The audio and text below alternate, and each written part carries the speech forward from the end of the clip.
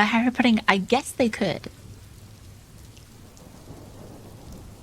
Yeah, I was looking into getting some copyright-free music, but I'll just settle with some rain, and hopefully that's enough, guys. It's 5 hours long. I don't think the presentation is going to be that long. Um, don't they have butt armor? They do have butt armor.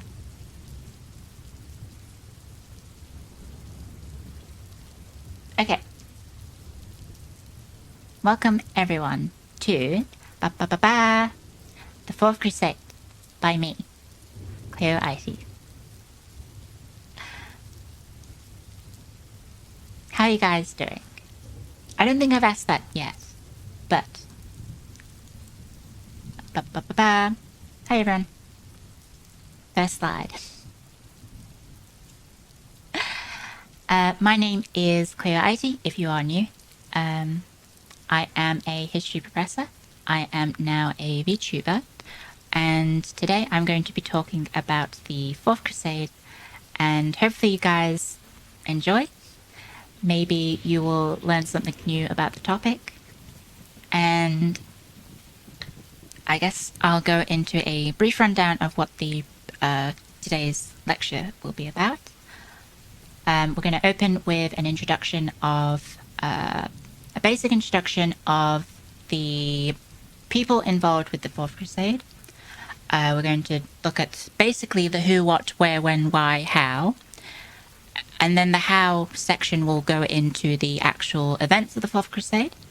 And then once we're done discussing the Fourth Crusade, we will be discussing the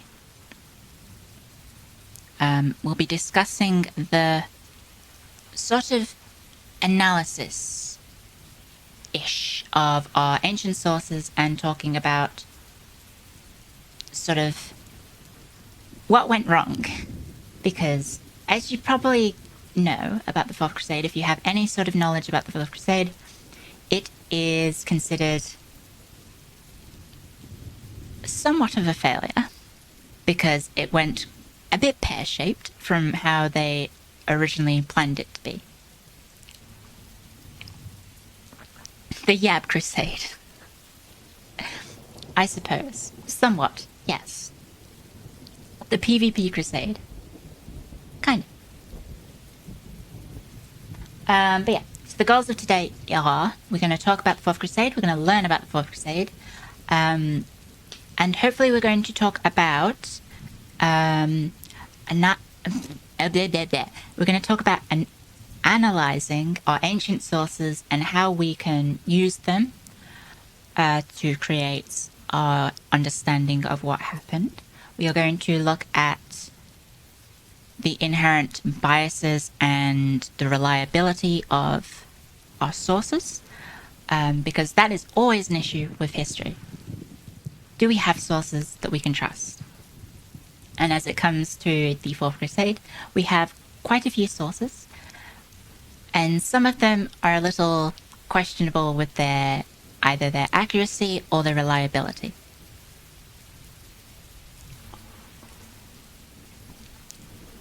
Okay, so next slide. Oh, and also we're going to hopefully at the end have a Q&A, so if you guys have any questions, please save them for the end. And we'll also do the, if you have any sort of, anything that you want to ask, you can do it during the breaks as well. I'm probably going to run to the toilet and, like grab water during those breaks. But if you have any questions, then I'll try and answer them, but maybe just save them for the end, guys. The source Pippin isn't the third, trust me, bro.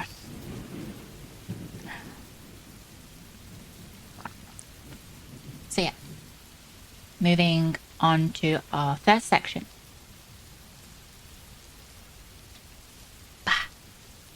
Oh, okay, so yes, we're going to look at the who, what, when, where, why, and how, which is just a thing that I do for my sort of classes, that it helps break down, it helps introduce all the concepts that we're going to learn today and we're going to discuss today, You find them normally in sort of like journalistic papers. Like you might understand how most journalistic articles are in the form of an upside down triangle where you have all the important information at the top and then it narrows down to the less important information at the end. So I just adopt that for my classes because I find that's a very helpful way to understand the people involved and what happens. Okay, so first up, Hoot. Hoot, guys, Hoot. First up in our cast of characters for the Fourth Crusade is the papacy. Most importantly, it is Pope Innocent III, who was elected Pope on 1198, and he served as Pope until 1216. I think until his death, I believe. So he had an 18-year pontificate, and he was Pope at 38, which is quite young. Pope Innocent the Paste. Not quite. During his reign as Pope, he was one of the most powerful individuals in Europe at the time, and the papacy was probably in the zenith of its power in the end of the 12th, early 13th century. And if you know anything about him, he loved crusades. Oh gosh, let me move my alerts actually, guys. I'll try and move my alerts over here, just so they're not in the way of the slides. So, if you're not aware, Pope Innocent III was responsible for, during his time as Pope, Crusading reached unprecedented levels of intensity and diversity with their campaigns. So, most notably, you have the also, guys, I will butcher some pronunciations. I will absolutely butcher some pronunciations of various different French and Italian and Greek words. I apologize in advance. But the crusade against the Cathars in southern France, the Albigensian Crusade, I believe it is, from 1209 to 1218. It's okay to butcher the French and Italians.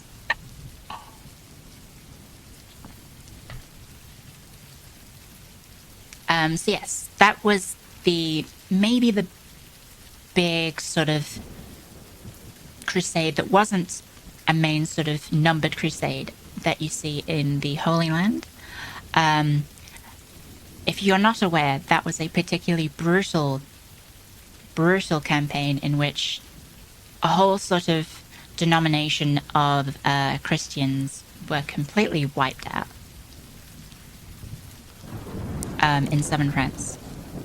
He also used crusades against his political enemies in southern Italy, which, as you can probably imagine, were also Christians. And as we'll see, as more accent than design against the Christian Byzantine Empire in the Fourth Crusade.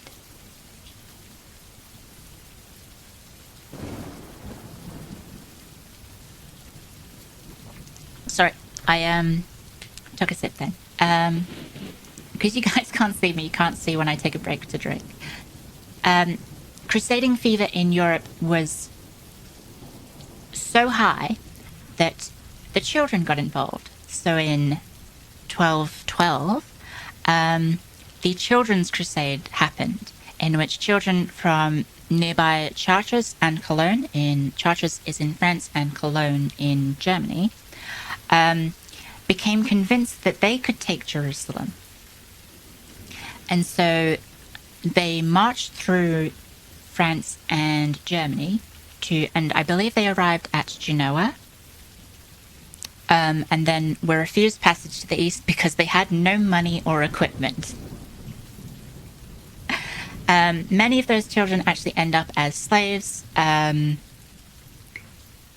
but most returned home to be ridiculed for their foolishness.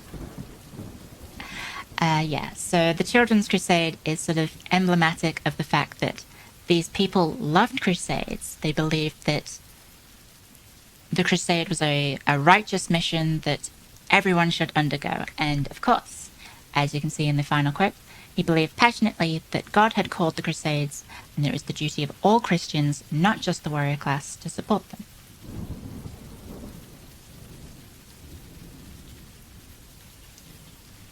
But yeah.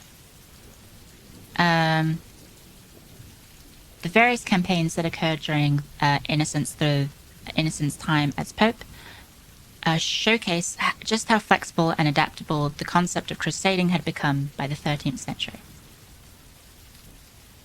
Okay, moving on. Boop.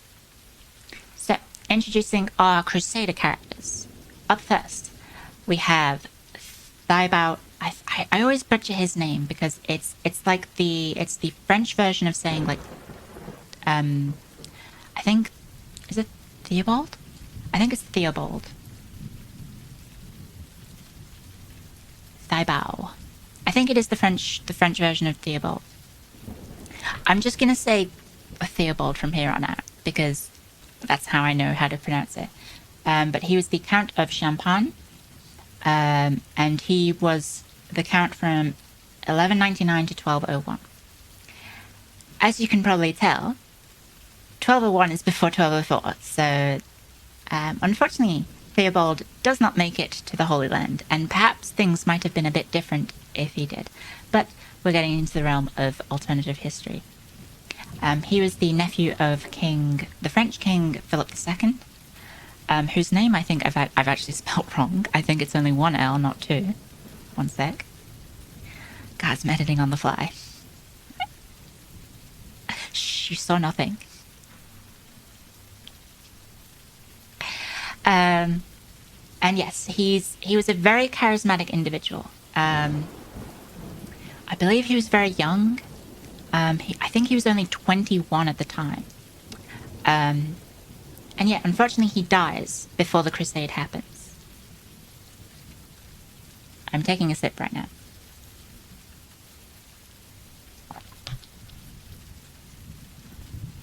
And so up next is Boniface the First, Count of Montferrat. He was the Count from 1192 to 1207. And he is chosen as the successor to Theobald to lead the Crusades after Theobald's death. He is the cousin, and most importantly, guys, he is the cousin of Philip of Swabia, who was the King of Germany at the time. And the most important thing about Philip of Swabia is that he had married the daughter of the Byzantine Empire, Isaac II. And I also have the squiggle. I have the squiggle, guys. One sec. Ignore all. I thought I'd caught them all. But yes, that will be important in a little bit. But we won't jump ahead too far. Okay. Up next, we also have Louis I, Count of Blois. I think it's Blois. But it just sounds like I'm saying it like Blair. But blah. If you just do a French inflection, it doesn't sound so offensive. Who was Count from 1195 to 1205, so he does survive the Crusades. And he actually fought in the Third Crusade. Blois. And is also nephew of King John of England. Which isn't necessarily important, but shows the sort of stature of these individuals, because king is in king-elect of Germany, yes. So the Holy Roman Empire elected king, yeah.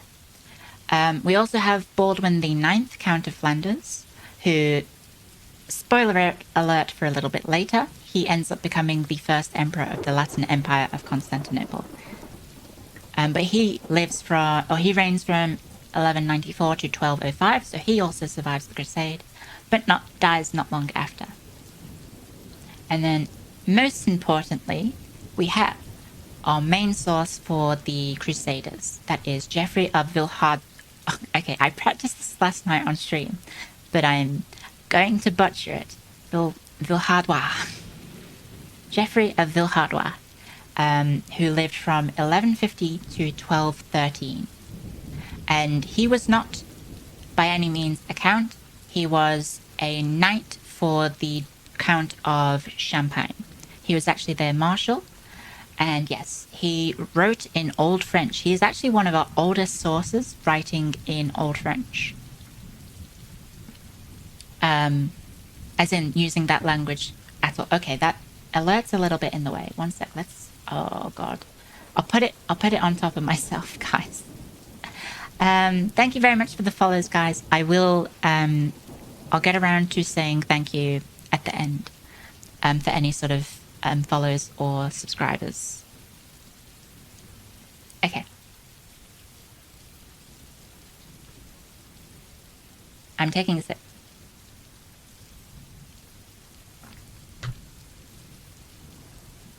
So yes, obviously, the crusading force was not just 5 men. There were a lot of different crusaders, and don't talk to my daughter ever again. There were lots of different crusaders, and we will be discussing some of those later, especially when we get to the section on our sources. Okay, next slide. So up next, we have the Republic of Venice. I'm queuing all the boos in chat. Boo, boo, boo. Because I imagine some of you guys maybe aren't the most fond of Venice or Enrico Dandolo.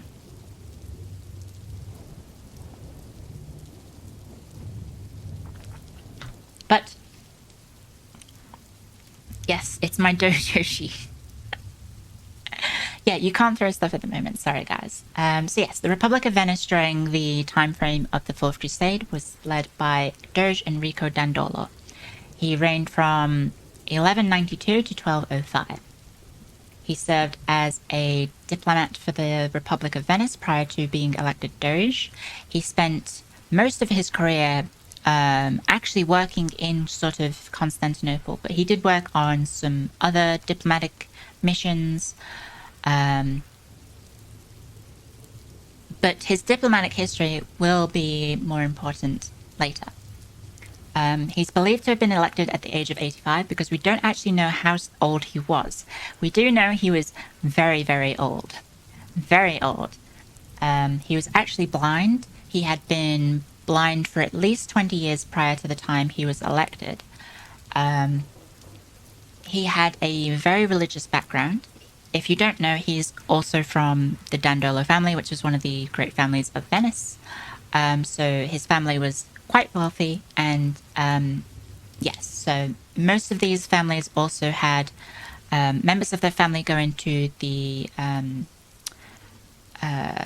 join the faith, because obviously having individuals like bishops as your uncle is quite useful for sort of religious and political situations.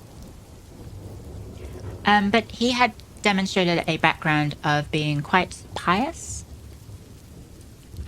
which is often sort of neglected when it comes to talking about Enrico Dandolo's involvement in the Fourth Crusade. Still not older than Claire.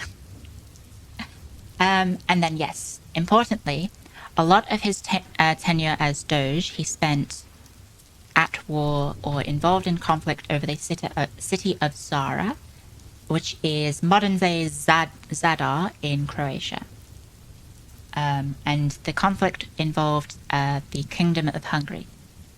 And yes, if you know a bit about the Fourth Crusade, that will come up in a little bit. Okay. One sec, taking a sip.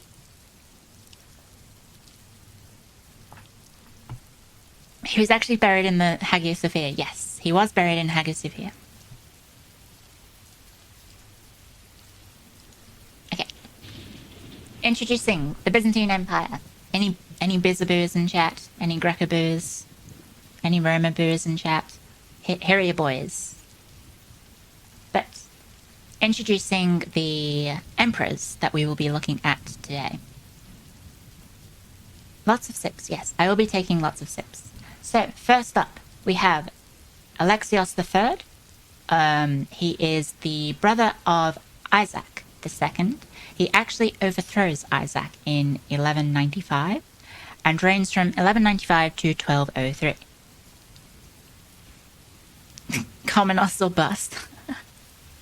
Unfortunately, the Komnenos are gone by this point. We also have Isaac II. Oh yes, so I can move on to the slide. Hopefully you can see my mouse, guys.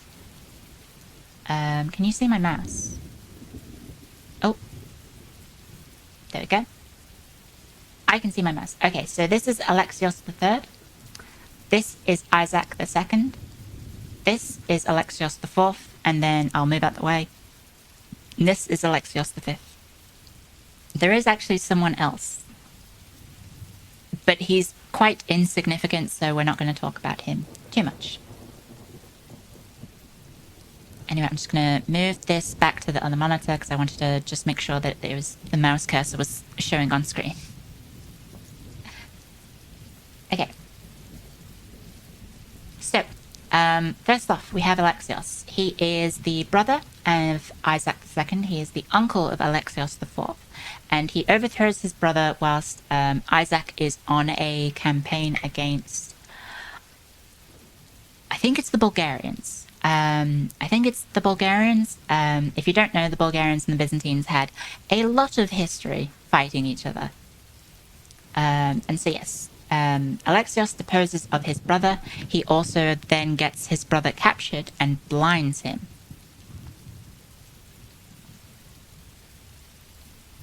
Oh, I just realized I've got imprisoned by Isaac. I've had Isaac imprisoned by Isaac. Good job, guys. Good thing I can edit on the fly.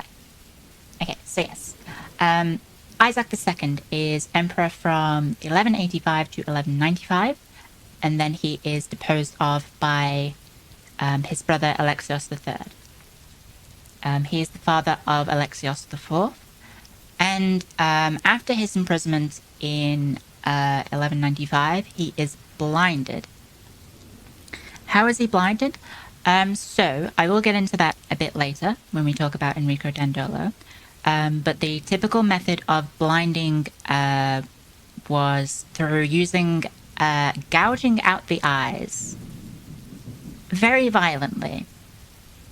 Sometimes using a hot poker.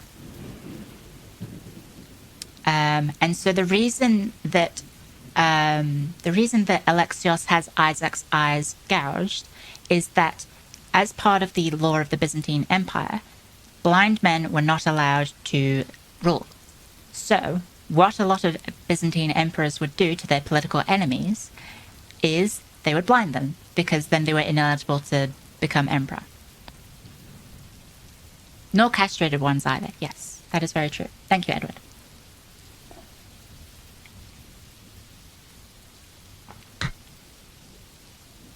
Where is Justinian? We're a few hundred years after Justinian by this point. Sorry, Hollabackjack. So, our next emperor, Alexios IV, is going to be the one we talk about the most today, because he is... why not just kill them? Why blind? Because that would potentially cause conflict. Not that also blinding them would also cause conflict, but... basically, it's just a way of punishing those individuals without incurring the wrath of sort of their political enemies. Because obviously, if you murder like your brother, it's a little bit. You might get in trouble with the Orthodox faith, or I mean the Christian faith in general. It's a little unchristian of you. Yeah, fratricide is bad, basically. So you can get away with just maiming them and making them ineligible to be emperor. Okay, so Alexios IV. He lives in exile because he was actually imprisoned along with his father by his uncle, Alexios III. He escapes and goes to live with his brother-in-law, Philip of Swabia, who becomes king of Germany.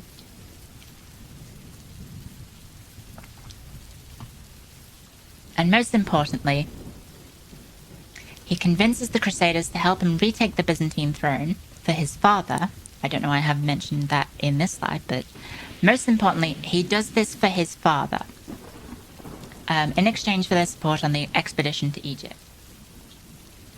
He eventually becomes co-emperor with his father when he is installed by the Crusaders, and he is eventually overthrown by Alexios V, and his death is what causes the sack of Constantinople. So, Alexios V of Ducas, I think is how you pronounce his dynastic name.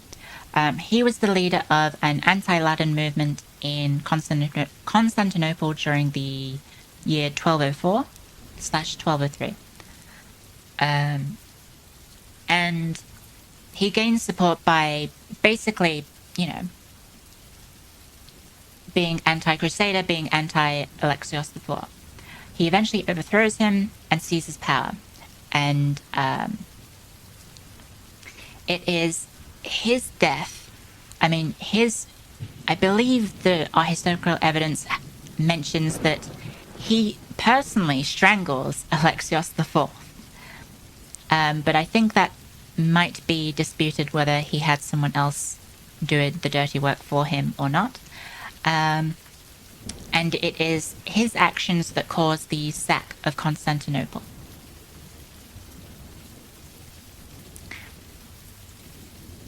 It's like how the prohibition of spilling blood leads to traditions of strangulation and burning at the stake. Yeah, basically.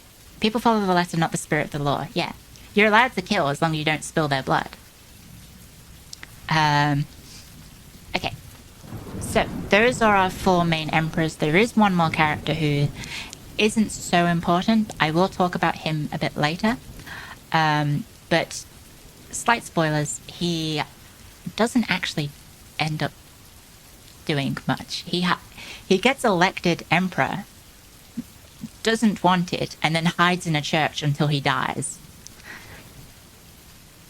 That's what happens to him.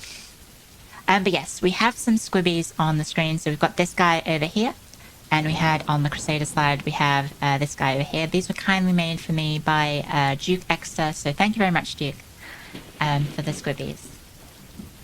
Okay. So, we're moving on from who now to what. So here is the 4th Crusade in 7 dot points. We have the initial plan to invade Egypt by attacking the Ayyubid Sultanate. The Ayyubid Sultanate is Saladin. If you remember Saladin from, if you know about the 3rd Crusade, Saladin's death.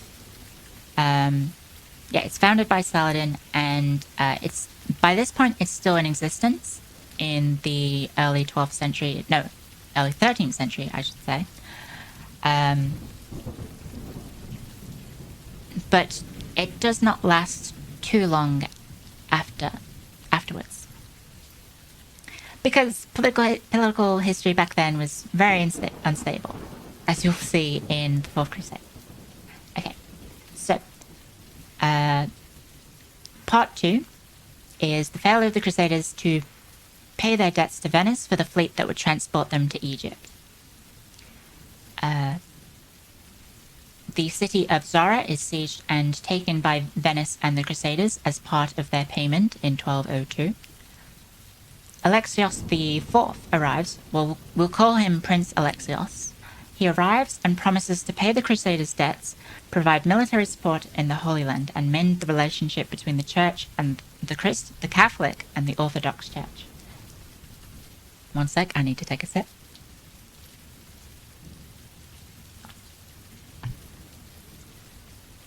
So, the Crusader party agrees, ships off to Constantinople, and after a siege in 1203, Alexios is installed alongside his father, Isaac II, and they become co-emperors. You need to hit the bed. We'll watch the VOD later. Thank you for coming, Stradalask.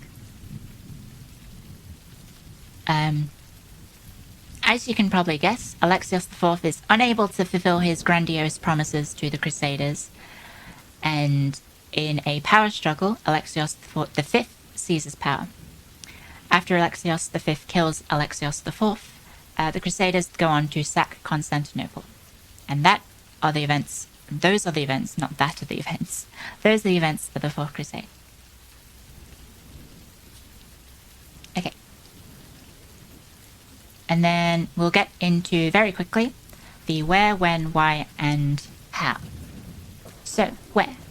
Our events take place in Venice, in the city of Zara, and in Constantinople. The Fourth Crusade begins in 1204 and ends in wait, I put 2012.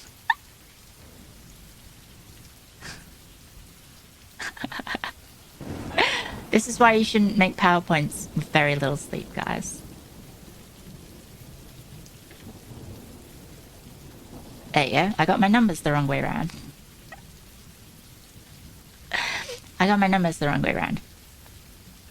And so why? Why does this all happen, guys? Why does this all happen?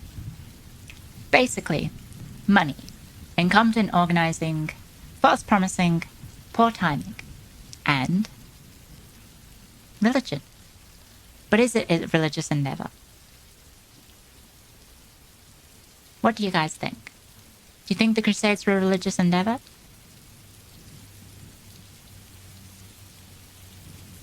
Because most historians now argue that Crusades were not so much about religion and more about financial and personal gain. So, how? That is what we are going to discuss today. So, let's get into it. But first, an introduction to our sources. Oh, I'm in the way. One sec, let me move myself out the way. There we go.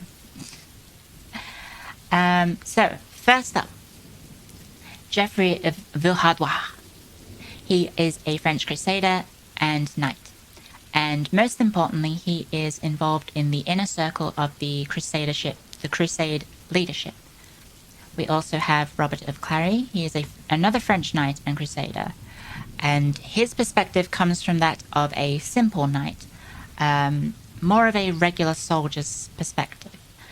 The only issue with his perspective is that, unlike Geoffrey, he does not have access to the sort of inner thoughts and discussion amongst the Crusader leaders. So his source is held at...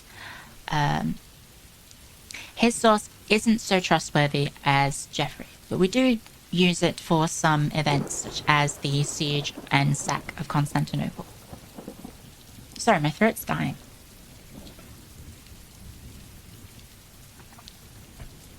We have Nicetas Carnitas, who was a Byzantine historian and aristocrat. And he lived from 1155 to 1217. He is a very important source for our understanding of what happened during the 12th and 13th century of Byzantine history. Historians tend to rely on his perspective and his work a lot for the Fourth Crusade, and we will be talking a bit later in detail about why that might not be the best source. Because, as you can probably guess, he does not like the Venetians, and he certainly does not like the Crusaders.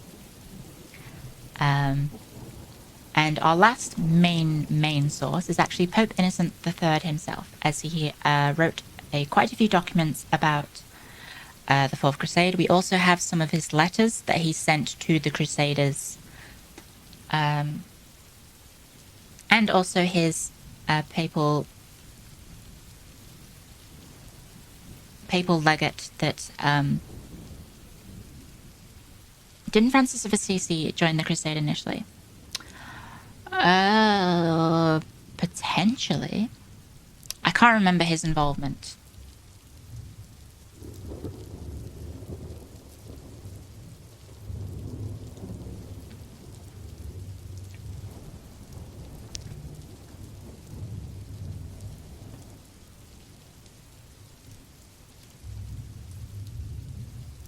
Did he?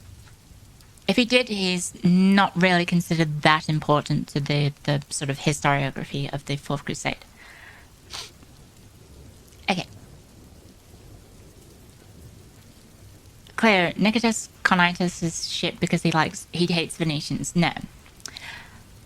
It's more like you have to take into account the inherent biases and beliefs of these individuals and why that would influence their works.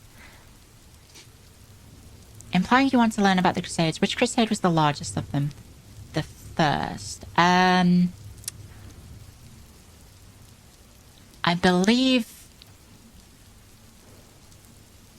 think the Third Crusade might be the one that involves the most sort of people.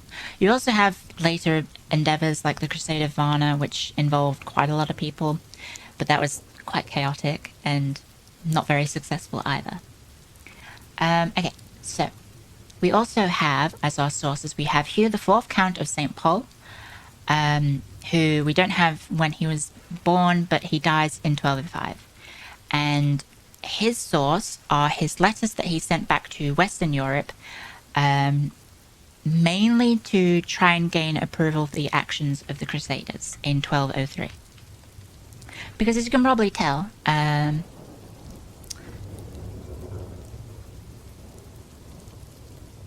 attacking the Christian city of Constantinople might not be considered a popular move. We also have the anonymous author of a Soissons, which straight away raises questions about how reliable the source is. But this person, because we don't know who it is, wrote the Devastatio Constantinopolitana, which is a document about the devastation of Constantinople, as you can probably tell. We also have Conrad of Krosigk, who is one of our German sources, I believe. He is the bishop of, I'm going to butcher this, Halberstadt. And his journey was written by an anonymous source, so we don't actually know who wrote it, but we do know it is about his actions on the Fourth Crusade. We have Ralph of Coggeshall and Alberic of Trois Fontaines, who are considered ancillary sources for the Fourth Crusade. And so they are mainly used to corroborate our other ancient sources. They are not used they're not really used as standalone evidence for our understanding of the Fourth Crusade. Finally, we have Martin of... I always struggle with it because I want to say Paris. But Paris is a abbey. So Martin was an abbot. And he was the source of Gunther of Paris's Historia Constantinopolitana. Sorry, I'm butchering it. But he actually does not get involved with the siege of Constantinople. He leaves the Crusaders at Zara and goes off to the Holy Land. And he does a little bit of looting, shall we say, in the Holy Land before returning to Constantinople. And then gets involved in the sack of Constantinople. So he was actually he was a member of the clergy. And he gets quite involved with looting relics.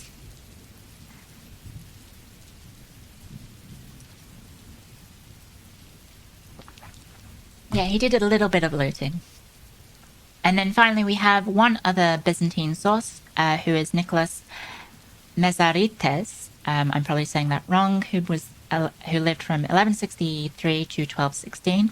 He was a Byzantine churchman. I don't remember specifically what his rank was, but he is another perspective aside from Nicholas about the atrocities of the Crusaders during the sack of Constantinople. Okay, it's called salvaging. Okay, so getting into our journey of the Crusade. Oh, I already mentioned all this. Damn it, I got ahead of myself, guys.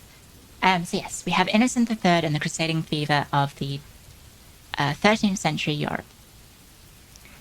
So we had the Crusade in 1209 to 1218 against the Cathar heretics in southern France. He also encourages the continuation of the reconquest of Spain against the Muslim south. We have the defeat of the Spanish in 1195 at the Battle of Alarcos. I don't know why that's got the squiggly.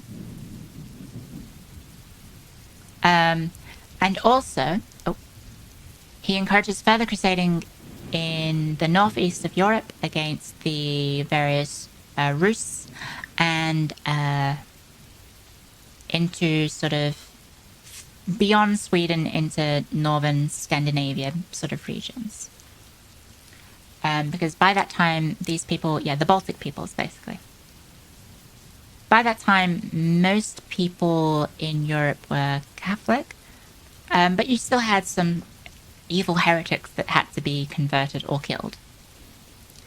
We also have the Children's Crusade, which I mentioned was a bit of a pipe dream by some kids.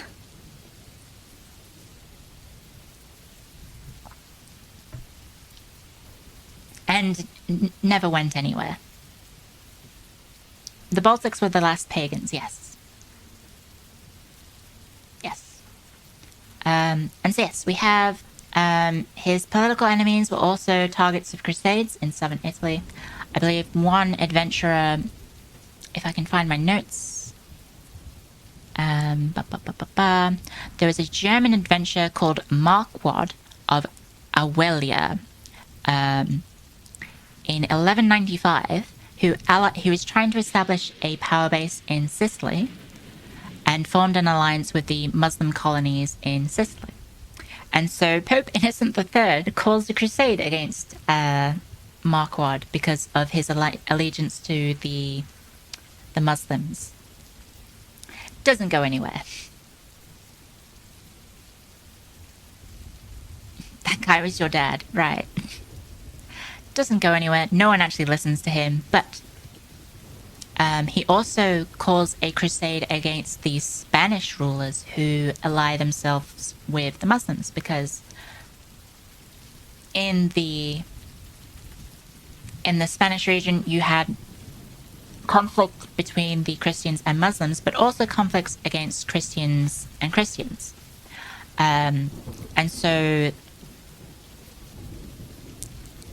you have, as far back as Pope Celestine was granting crusading indulgences to those who opposed a Christian ruler who allied the Muslims. He also have popes calling crusades against King Roger II of Sicily, basically granting the same remissions of sins for crusaders to attack Christians. So the events of the Fourth Crusade are not unheard of crusaders attacking Christians. It is not a new concept for the Fourth Crusade to be attacking fellow Christians.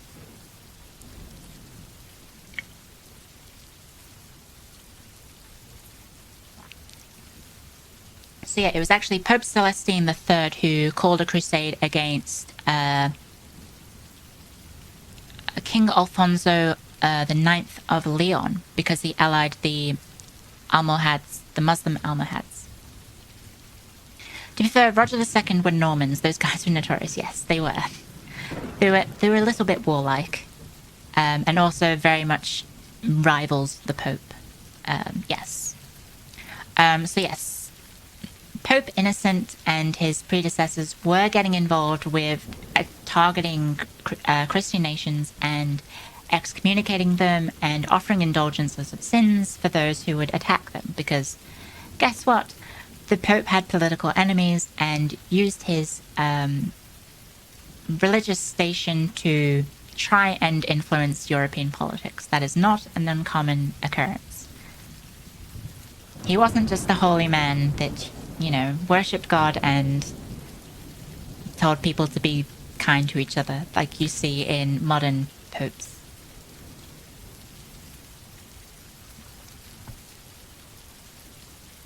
So yes, Pope Innocent III blamed the Third Crusade as a failure on the parts of the monarchs for not taking back Jerusalem. As you can see in the slide, this is a map of the Crusader states in 1200. The Crusaders actually did what. I'm getting tongue-tied. The Crusaders were actually victorious. Prior to the Third Crusade, the Kingdom of Jerusalem was isolated to, I believe, just Tyre, the city of Tyre, which is in the middle there. When Cleo says a little bit or the same effect, she means a fuck ton. Thank you. Yes, the Pope had their own agendas, they had their own warriors, they had their own armies.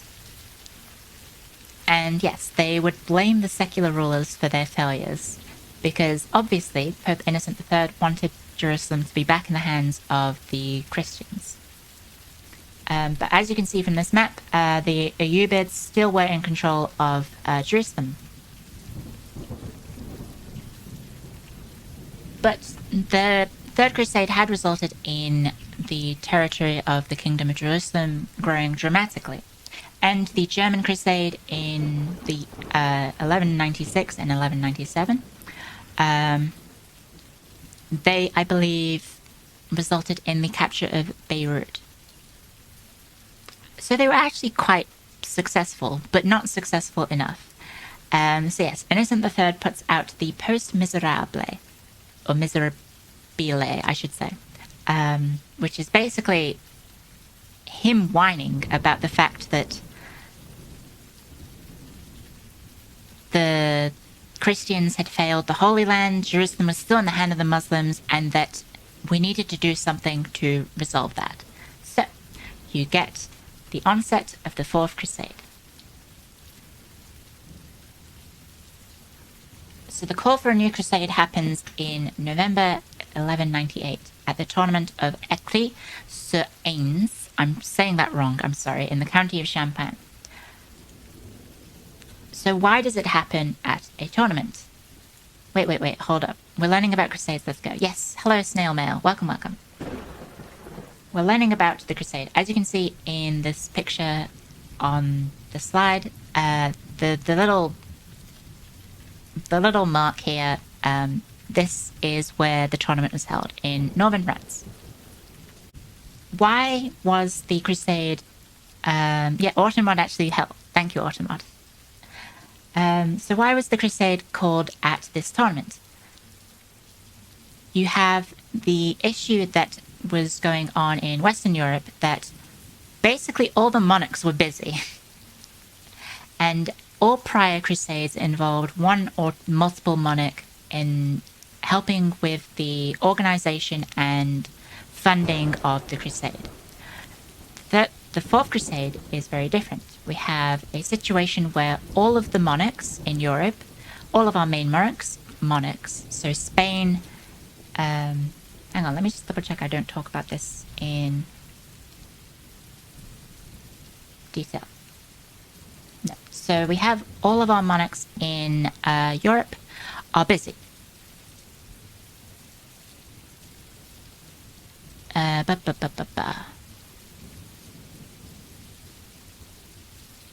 Oh, I've skipped a little bit about Innocent's Post Miserable. So yeah, let me go back to my notes one sec and go back a slide, guys. jumped forwards. Okay. So his document, the Post Miserabile, it depicted the loss of holy places and sharply criticized the self-centered conflicts between England, France, and Germany. He urged the people of the West to trust in God, to remember the sacrifices that Christ had made for humankind, and to think of the eternal treasures that their service would merit. And so he also set aside various measures that people who were not able to fight could contribute in future crusading endeavors. So they could provide men or money, and asked for those that could not go on crusade in person but could pay for suitable warriors to go in their place and receive remission of their sins too. So you could pay other people to go on the crusade for you, and one sec, I need to put the light on. It's very dark in here.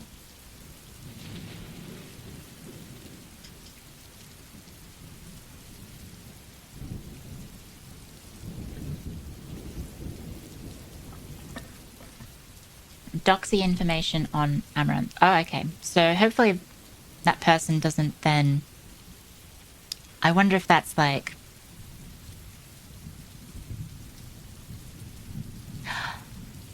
Right, okay. So it's probably someone who's like, haha, I'll troll by posting dox information and then report the channel. Maybe something like that. Well, I guess we'll find out if my stream suddenly gets banned, guys. Hopefully not.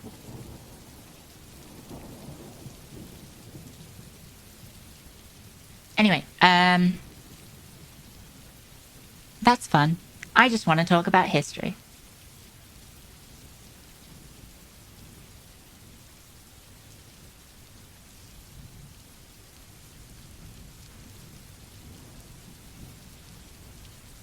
Yeah. If the stream ends, then, well. Okay. So yes. We move into why was the Crusade called in at a tournament instead of involving the monarchs. So, Richard the Lionheart dies in April 1119. Not 1119, 1199. King Philip of France is basically involved in tensions over his marital status. And those two issues sort of prevent both England and France getting involved in the Fourth Crusade. England and France are also at conflict with each other during this time point. So they're a little busy. They can't take part in the Crusade. The Spanish had suffered defeats in their reconquest against the Muslims and were therefore not available for the Crusade either. And also the succession of the imperial throne in the Holy Roman Empire and in Germany was being disputed, and so there was no monarch that they could rely on to recruit for the Fourth Crusade in Germany. So yes. Oh, one sec, my throat's dying.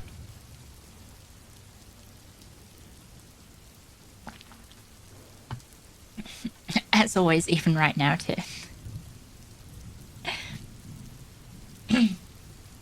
So yes, we have the tournament at Ecley-sur-Aisne, and this is where the Crusade is preached. And you get our first sort of members of the Crusade taking the cross and joining the cause,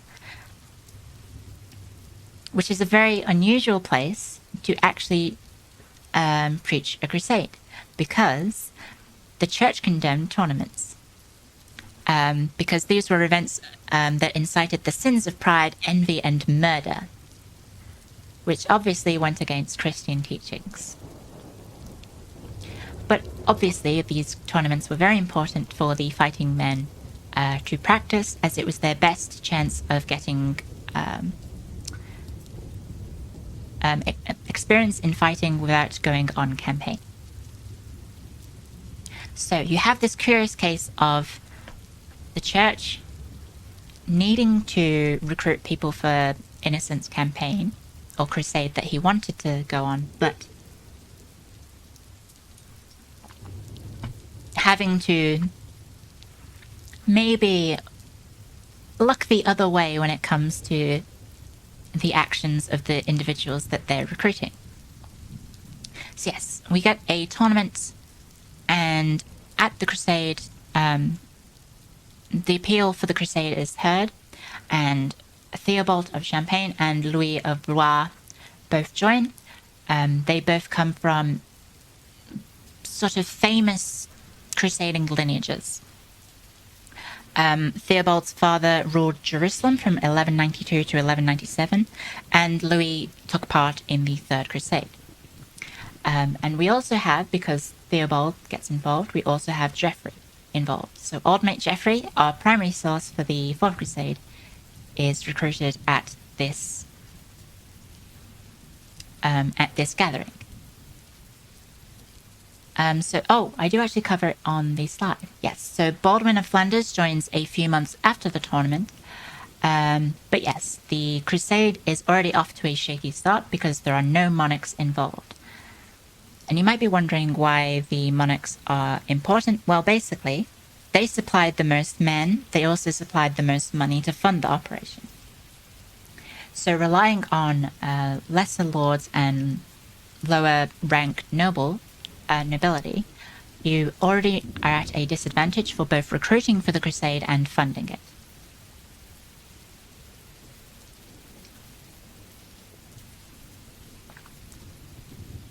So it is at this event, it is at this tournament that the Crusaders set about organizing the passage to the Holy Land, and also the plans for the campaign, which involves going to Egypt. And so it is at this organization that they involve the Republic of Venice. And Geoffrey of Villehardouin is involved as a diplomat, involved in organizing the recruitment of Venice to the cause. So, the beginning of the Venetian involvement.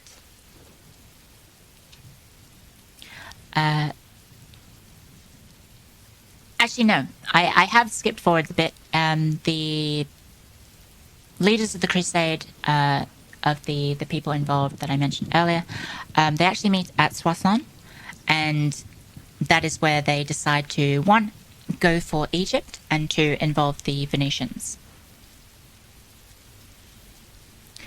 So yes, here we go. Envoys are sent to Venice in 1201, and they are greeted by Enrico Dandolo. It takes them 7 days to deliberate on getting involved in the Crusade. Because, as you can probably tell, funding a navy to ship what is believed to be a force of 30,000 men involves a lot of construction and financial commitment to organize. So yes, the Venetians take a very long time to get back and decide to eventually agree to build the fleet, to construct. They agree to construct the fleet and ship the Crusaders off to Egypt. So what was the final fee? The final fee was 85,000 silver marks, which is, if you're not aware, that is a lot of money. It's over double what the French and British kings paid for their involvement in the Third Crusade. So you can already see that this endeavor is very expensive.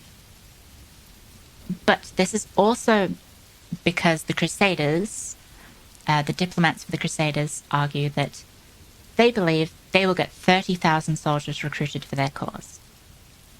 And so they believe that they can afford this. Spoiler alert. They don't.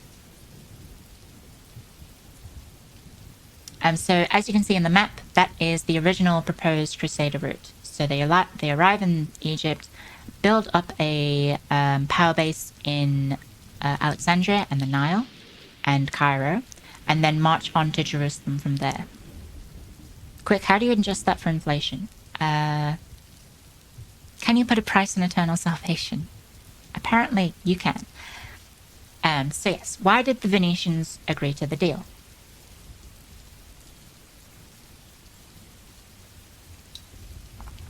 Well, the allure of the conquest of Alexandria is a big draw. So Alexandria was a city that the Venetians had very little influence over. Many of its political rivals, the other Italian republics, were they were more involved in the Fourth Crusade. They were more involved in Alexandria and the Egyptian region. So, for the Venetians to get a leg up on their rivals, attacking the Nile and provided Venice with the perfect opportunity to build up their own influence in Alexandria if it was controlled by Crusaders that they assisted with their transportation. So basically, from the get-go, the Venetians are already financially motivated because taking Alexandria would mean they would gain a lot of wealth and influence in that city, which would, of course, line their own pockets.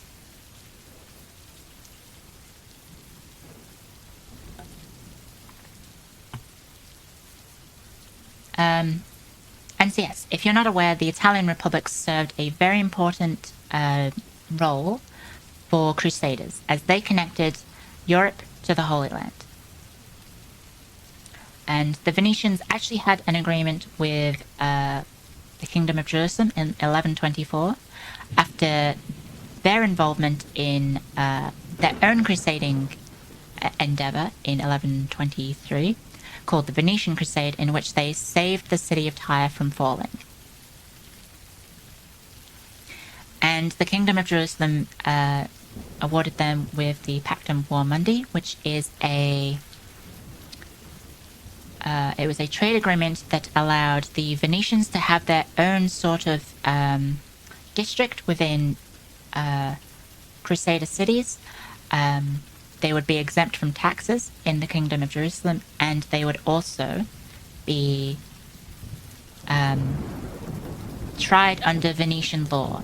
And if any sort of Venetians were shipwrecked or died off in Jerusalem, their wealth and their body would be shipped back to Venice and not seized by the King of Jerusalem. So it was very, very favorable terms to the Venetians. And so having those sorts of agreements in Alexandria would be perfect for the Venetians.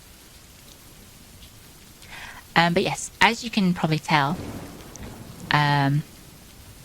the promise by the Crusaders of the Fourth Crusade were over double what Frederick Barbarossa had committed in 1189 and 1190, who only committed 12,500 men. No, not 12,000, 12 to 15,000 men, whereas these Crusaders, despite not being monarchs and not having as much power as the King of Germany, were promising that they could get double the amount of men to go on their endeavor, which is ambitious. It's quite ambitious. And as you can probably tell, they don't succeed.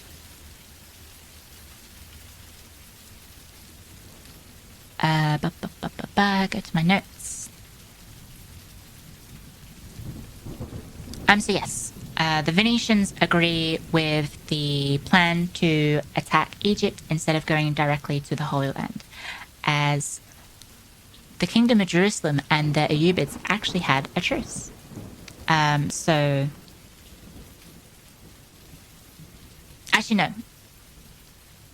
No, that doesn't work. They had a truce with the Muslims in Syria rather than the Ayyubids in Egypt. So attacking Egypt allowed them to circumvent allowed them to circumvent the treaty and truce that the Kingdom of Jerusalem had with its Muslim enemies.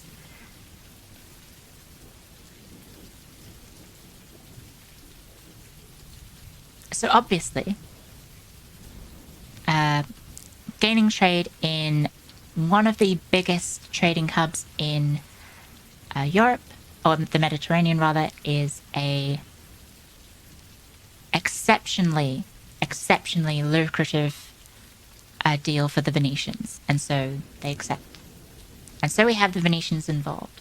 So from 1201 to 1202, the Venetians dedicate their entire economy to constructing a fleet of about 200 ships to be constructed for the Crusaders, to ship them to Egypt and then the Holy Land.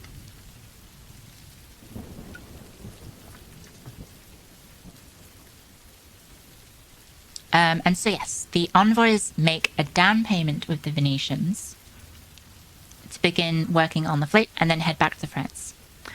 It is around this time in 1201 that... one sec, get my slides up. Okay, yeah, there we go. Moving on. So Theobald of Champagne dies in 1201, which is a bit of a setback for the Fourth Crusade, as its charismatic young leader has already died before any action has occurred. And basically he was a very popular figure in Western Europe, and so his death is seen as a pretty big blow because there was a lot of hope for him to recruit the 30,000 soldiers to fight for the Crusade. So Boniface of Montferrat is chosen as his successor, who then travels to his cousin in Germany, so Philip of Swabia, to try and recruit more men. It is here that he meets Prince Alexios of the Byzantines.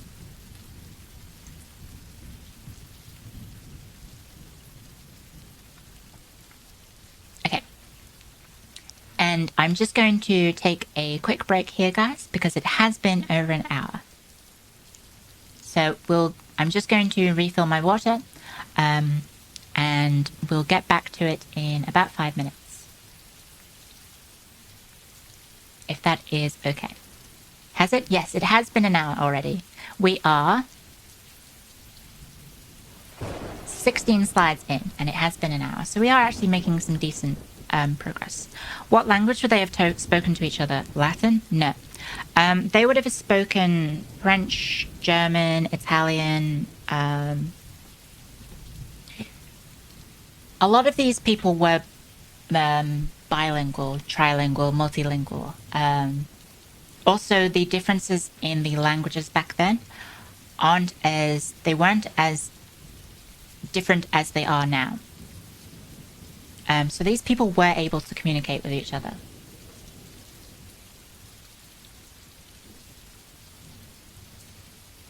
What was I going to add? Okay, I was going to add a little text.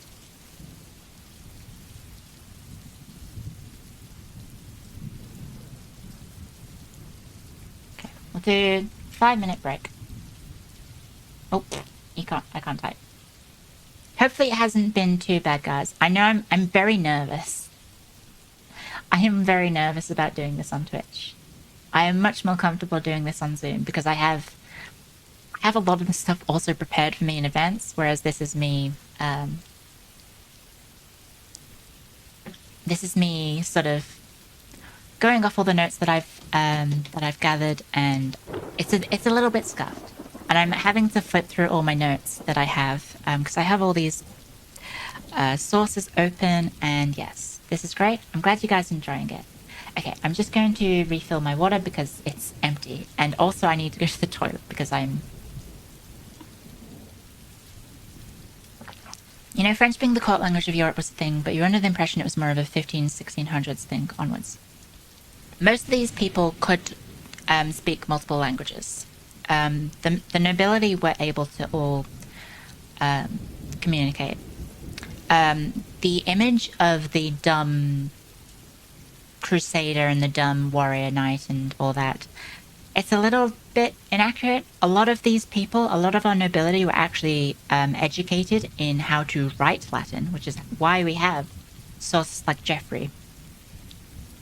Writing in, well, actually, Geoffrey wrote in Old French, but our other sources were writing in Latin because they were being educated in how to read and write.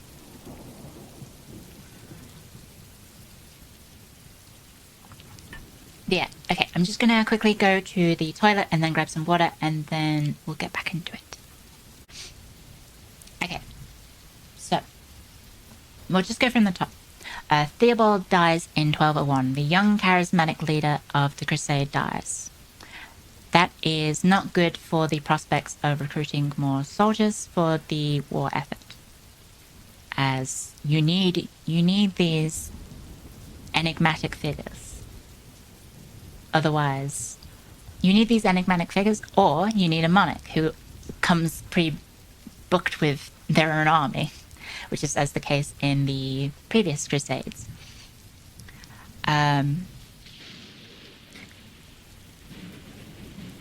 Yes, so Boniface of Montferrat is chosen as his successor. He travels to visit his brother to try and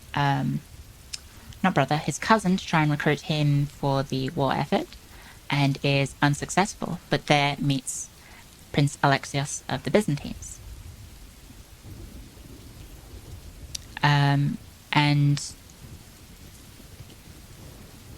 As you know, Alexios was in the west because his father, Emperor Isaac, had been deposed by his brother, and in accordance with custom, Isaac had been blinded to make him ineligible to rule, and Alexios had been imprisoned. He escaped and had been fleeing to the various Western European countries to try and get support for reinstating his father and also his rightful position as Prince of the Byzantines. Unfortunately, very few people were willing to listen to him. The only reason he was able to stay with Philip was because his sister had married Philip.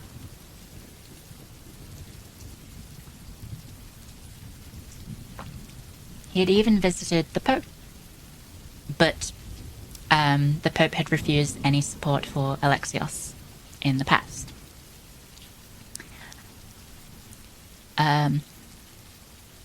And also, another reason for not supporting Alexios was the fact that his father had very brutally overthrown the Komneni dynasty in the mid-1180s themselves, and also had allied with Saladin.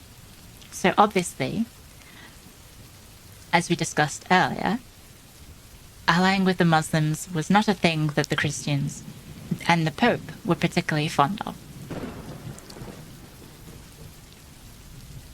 So these were all sort of held against him, and why he was unable to get any sort of support.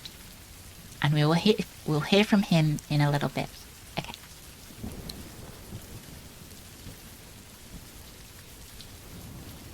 So yes, between 1201 and 1202, the Crusaders are attempting to recruit for their cause.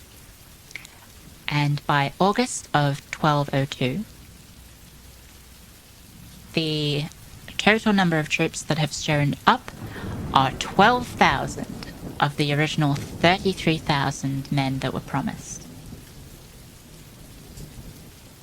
And as you're aware, because there was no monarch involved in the funding and organization of finding troops, there is no one figure to pay for this massive sum of money that the Venetians are owed. So basically, the plan was for the Crusaders were that every soldier would pay their own way. As you can imagine, when you're trying to rely on every soldier paying their own way, you need all 33,000 men to show up. So when only 12,000 men show up, they are drastically short. They do manage to scrounge up some money, but they still end up short 34,000 marks, which is a lot of money.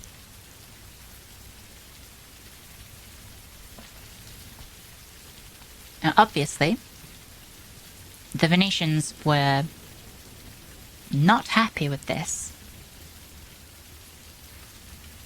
They had dedicated their entire year to construction and fitting of this entire fleet for the Crusaders. And they show up with a third of the amount of troops that they had promised, and also still owed them a massive amount of money. So what did the Venetians do? Well, they promised to take part in the Crusade. Over 10,000 Venetians joined the Crusader force. And Enrico Dandolo, the Doge, suggests that if he lends the remaining money from the Venetian state, if the Crusaders promise that the first gains of the Crusade goes to paying off their debt, then they will agree to waive the fee and take part. Which, obviously, the Crusaders have no choice, but they have to accept. Because there's no other way they're getting the money, there's no other way they're going to get the men. So, they agree. So over 10,000 Venetians take the cross, and the Venetians are now involved in the Crusade.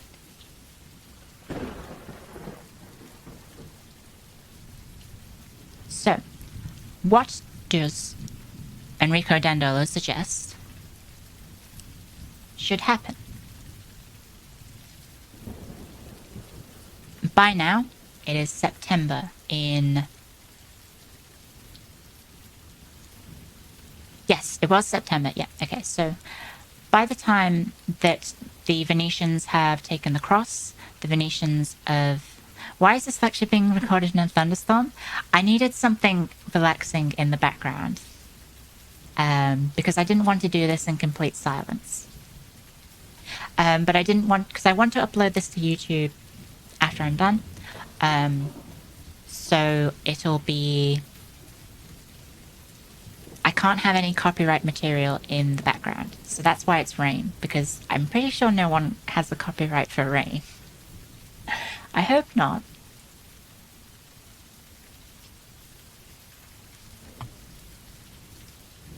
But yeah, we needed something in the background, and rain was the easiest thing that I could find.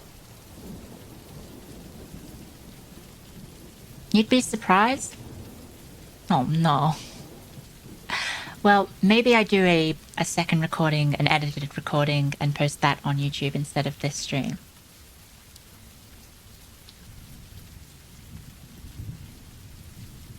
Okay. So, we find ourselves with a sizable force, a sizable chunk of the Crusade. The Crusaders are now Venetian soldiers, and we also have Enrico Dandolo at the leadership table. So where does that end us, guys? Where does that end up? By the time they've organized this, it is September. If you don't know about sailing on the Mediterranean during winter, basically the weather of the Mediterranean was too unstable and too dangerous to sail over the Mediterranean. The best they can do is follow the coastline. If they deviate too far from the coastline, you risk getting involved in storms and sinking, which is what happens in, I believe, to Barbarossa. Frederick Barbarossa, he gets stuck in a storm and sinks and dies because of his crusade. Yes, they were vulnerable to earth, wind, and fire in September. Yes, very funny. So yes. It's too dangerous to sail across the Mediterranean in winter in the ships that they had back then. So ships back then were galleys. They sat a lot lower into the water, and it was definitely way too treacherous to sail in the Mediterranean winter. So what do? They need to winter at a nearby port that is loyal to or friendly to the Crusaders or Venetians. So, what does Enrico Dandolo suggest? He suggests they should winter at Zara. Oh, that's not the PowerPoint. There we go. So, the city of Zara. Oof. Sorry, let me adjust. You thought Barbarossa fell in a river and died. Oh, right. Oh, roommates are back. One sec.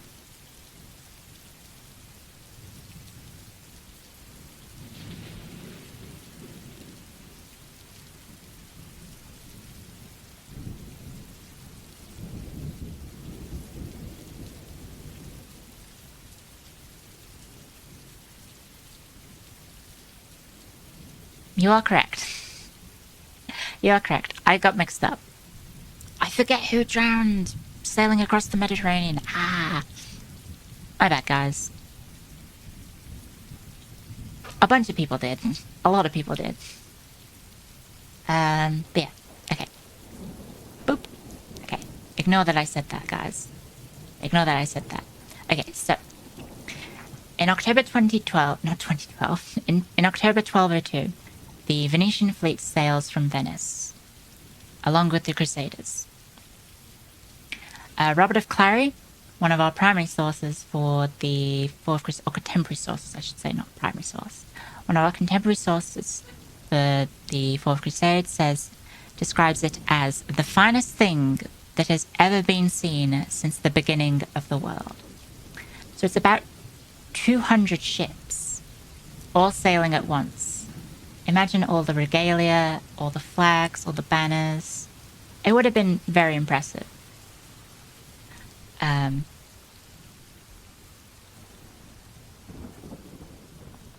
So they begin sailing towards Zara because the Venetians need to, not the Venetians, the Crusaders and the Venetians, they need to find a safe port to harbour in for the winter.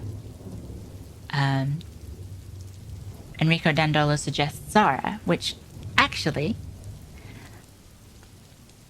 might have not been the safest choice for the Venetians because they are technically still at war with the city. Or rather, they had past conflicts, not that they were still at war, sorry.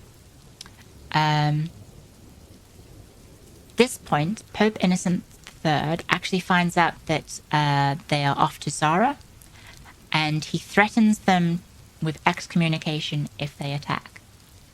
Because he knows of the Venetians' dispute with the city, and he knows that the Venetians were suggesting that part of what the Crusaders can do to pay off their debts is to take the city back into Venetian control.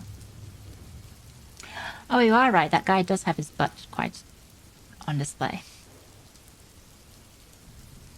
Okay, so he sends Peter of Capuano to try and dissuade the Crusaders from attacking the city of Zara. So yes, Zara was a former city controlled by the Venetians that had broken free of their control. It had then fallen under the protection of Hungary. And King Bela of Hungary had actually decided to take the cross. So he was actually going to commit to the crusade. But he did not arrive in Venice. So he was going to take part at a later date. Yes, so the King of Hungary was also the King of Croatia. If you're not aware, Zara is modern-day Zadar in Croatia.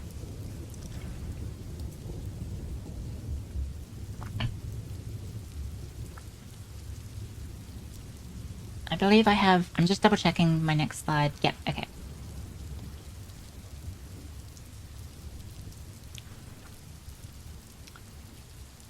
So yes, Peter was with the Crusading army, and so he understood the dilemma of the Crusaders, that they owed the Venetians a lot of money and this is part of how they could pay off their debt to the Venetians.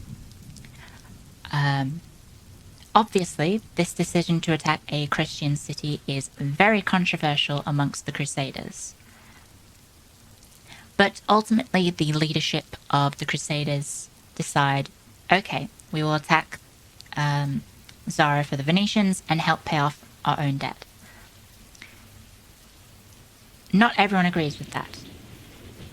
Simon de Montfort is one of our famous examples of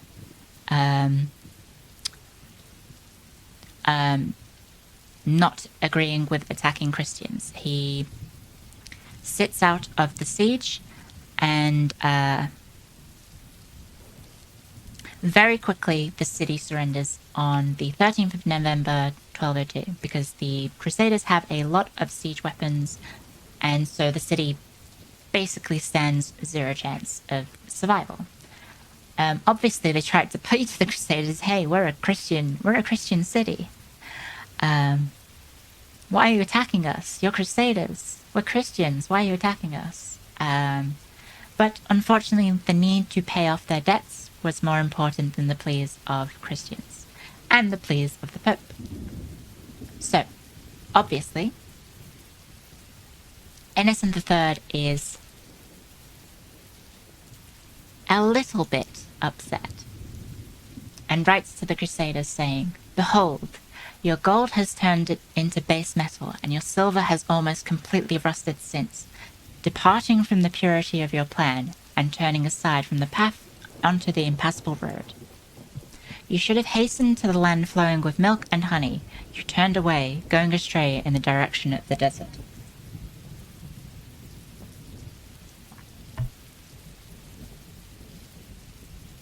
Oh, I don't have my source for that. One sec.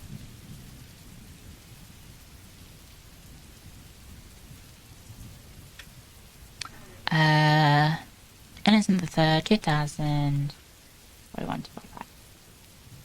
There you go, guys. Sorry about that. There's the reference. Oh, I typed. So very quickly, we encounter the limitations of papal control over the Crusaders. Previous Crusades were led typically by the secular leaders, the monarchs like the kings of France, the kings of England, the kings of Germany, and so you don't have the Pope being directly in control. That is what Pope Innocent tried to change this time, because of, in his eyes, the failures of the Third Crusade were because of the secular rulers. And so he tried to take more direct control, which is another reason why he he called upon the counts rather than the monarchs to help in the organization of the crusade, because he wanted more control for himself. Basically, yes, no, don't attack the Christians, you're too sexy, haha, that meme. But evidently, his pleas fall on deaf ears. His own legate,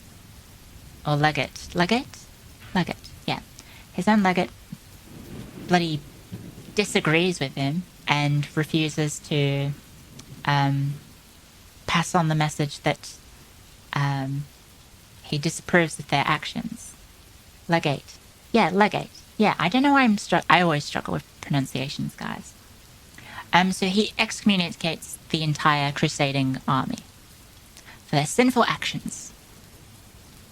But yeah, the practicalities of an ongoing military expedition relied upon consent, but the French Crusaders' contractual failure coupled with the Venetians' threat to withdraw their naval obligation meant that they needed to sustain the crusade in the first instance won that day. So, the crusade is off to a great start. They've already attacked and taken a Christian city on behalf of the Venetians. Let me double check my slides. It's very difficult because I have to have OBS open. Also, I think, oh, did I accidentally move that up?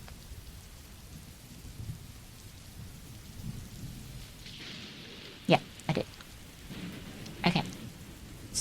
Enter Prince Alexios. Here is our most important figure for the Fourth Crusade. And it is Prince Alexios who is responsible for everything going tits up, basically. So one sec, I just need to close the door.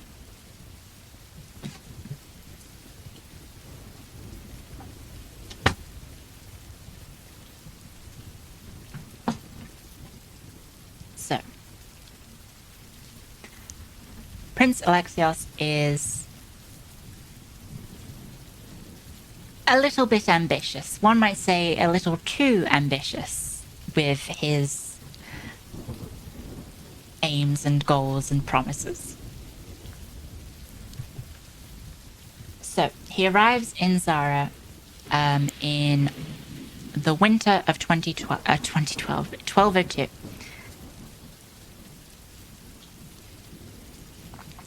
And he has a pitch for the leadership of the Crusade, and it's designed to get everyone on board.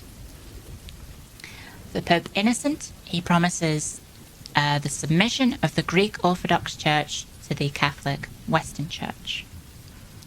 Something that a lot of the popes had desired for a very, very long time. They wanted to mend the schism and unify the church. Obviously, the Pope would be quite ecstatic at that. He also promised both money to pay off the Venetian debt, of which the original Venetian debt was 34,000 silver marks. He promises a payment of 200,000 marks to the Venetians to settle their debt. 200,000 marks compared to 34,000 marks. You would have to be insane to think that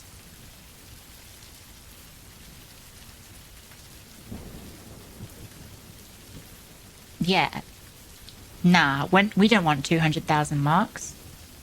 Of course, the Venetians are going to be very tempted by the fact that he has just offered them 200,000 marks in payment.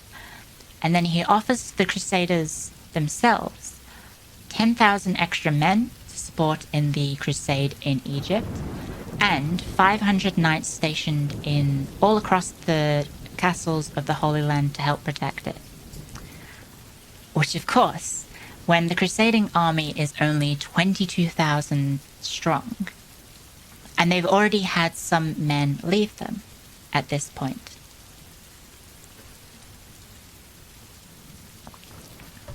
And historians tend to argue about how many soldiers left the main Crusading force in Zara after they were horrified by the fact that they had attacked Christians.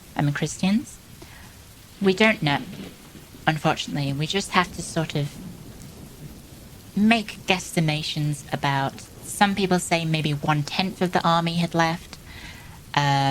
Some people say, only 500 soldiers left, which would be about a 20th of the... Well, actually, it'd be under the 20th of the original Crusading forces. He sounds like an American politician. He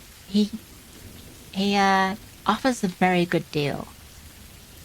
So, the important thing to note of this is Prince Alexios had spent the last 8 years in exile. He personally has not seen the state of Constantinople, and he couldn't possibly know how much money or how big the army was, how big the navy was. So he makes a massive overestimation about how much he can personally support the Crusades with. And what does he ask in favor? He asks for his father to be reinstated as emperor of the Byzantine Empire.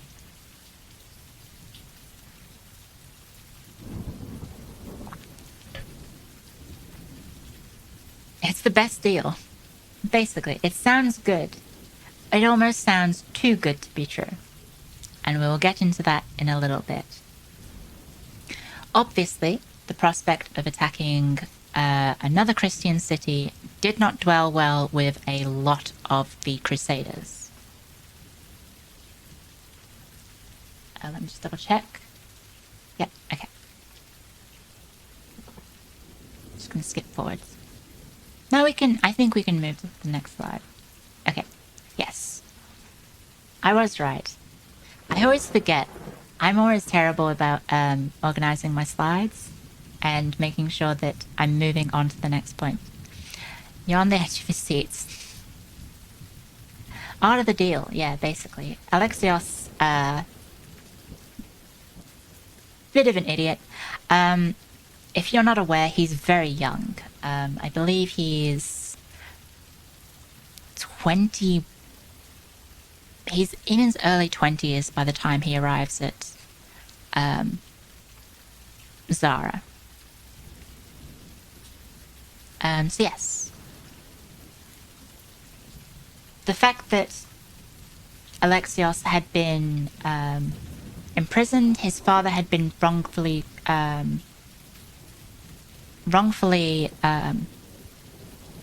dispossessed of the throne, is a significant sort of fact when it comes to the Crusaders. And I can move myself a little bit back on screen. I'm no longer needing to be half off screen. Yes. So, it was a central element of Crusading, the reclamation of lost land that was wrongfully taken, as decreed by Urban II. So, when it comes to the Crusaders deciding what they should do, when they look at that interpretation of the Crusading decree by Urban, technically, they are reclaiming lost land. They are reinstating a Christian onto the throne of a country that they were dispossessed from. So, that is a key sort of justification that the Crusaders make back then. This is where you get the issue of Enrico Dandolo and him having secret possible motives for wanting to be enthusiastic about this deal. Because yes, he's very enthusiastic. But for now, just the prospect of him being his debt paid in full and receiving, what, an extra 160,000 silver marks? Obviously, you'd be a fool to say, no, I don't want that.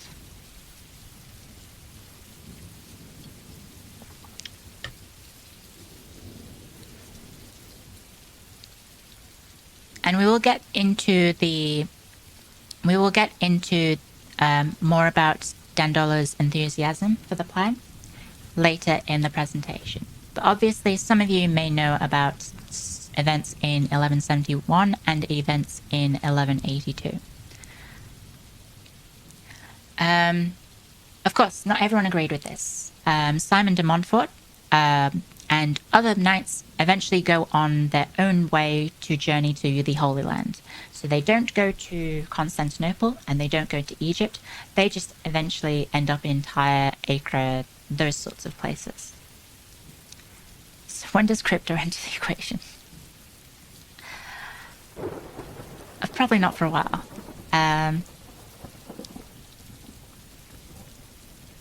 But yes, most of our French Crusaders are actually enthusiastic for the agreement as well.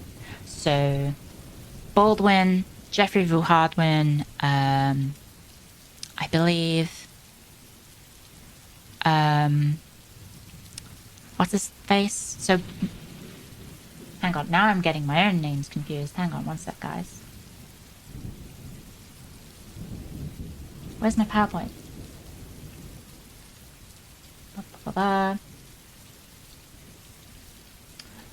Boniface is also quite enthusiastic for the agreement, and as is Louis I. So basically, all of our major players in the Crusading army, all of the major leaders in the Crusader host, are all enthusiastic for... oh, I didn't mean to click and drag there. They're all very enthusiastic for the plan. So they agree. They agree. In the meantime, Pope Innocent III had released the French Crusaders from their excommunication on condition that they performed penance for their sins. Obviously, the prospect that the Crusaders are now off to attack another Christian city does not bode well with Pope Innocent. So this excommunication is somewhat short-lived, but he also doesn't remove the excommunication rather from the Venetians, who were supposedly unapologetic and therefore outside the church.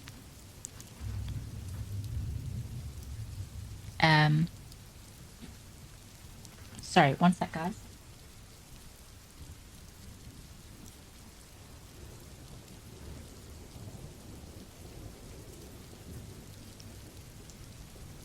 So, Pope Innocent demands that the men should neither invade nor violate the lands of Christians in any manner, unless, perchance, they wickedly impede your journey, or another just or necessary cause should perhaps arise, on account of which you would be empowered to act otherwise.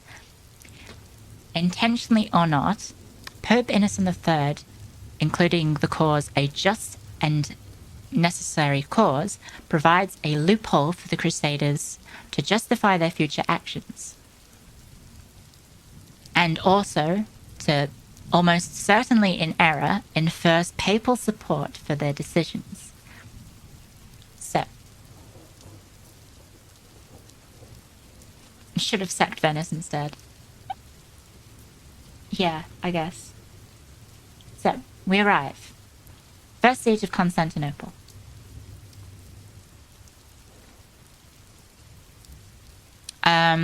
The Crusading army sails to Corfu, and then in late May, from Corfu, they sail to Constantinople. The Crusaders arrive at the city with Geoffrey Villehardouin proclaiming that Constantinople was the queen of cities. But despite that, both the city and the empire had been in a severe decline. As you can see on the slide, for almost 80 years, there were only a few sort of political troubles that the empire faced. But from the onset of 1180 to 1204, there were 58 different rebellions and conspiracies, which basically goes to show that the empire was exceptionally unstable at this point.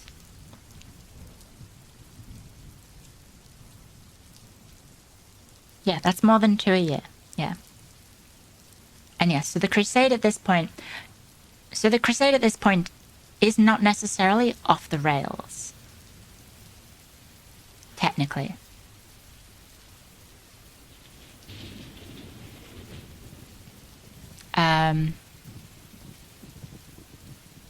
Technically, they are still very much keeping with the plan. The plan has changed, but there still is the goal that they quickly handle the business in Constantinople, and then they go on to the Holy Land once they've got the support of the Byzantines.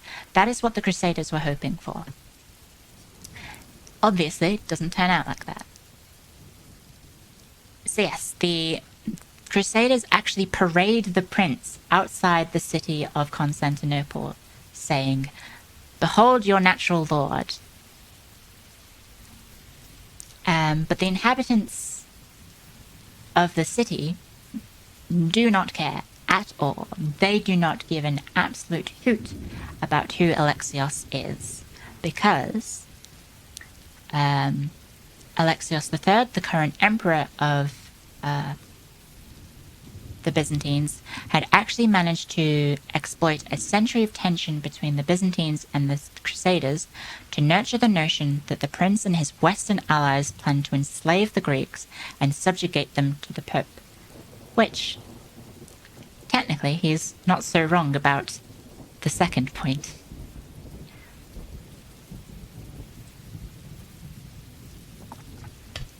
The fact that Prince Alexios had also never governed Constantinople, as well as his youth and his lengthy absence, all meant that he lacked the support of the common people, and so all of the efforts of the Crusaders to try and get the city to install Alexios peacefully failed.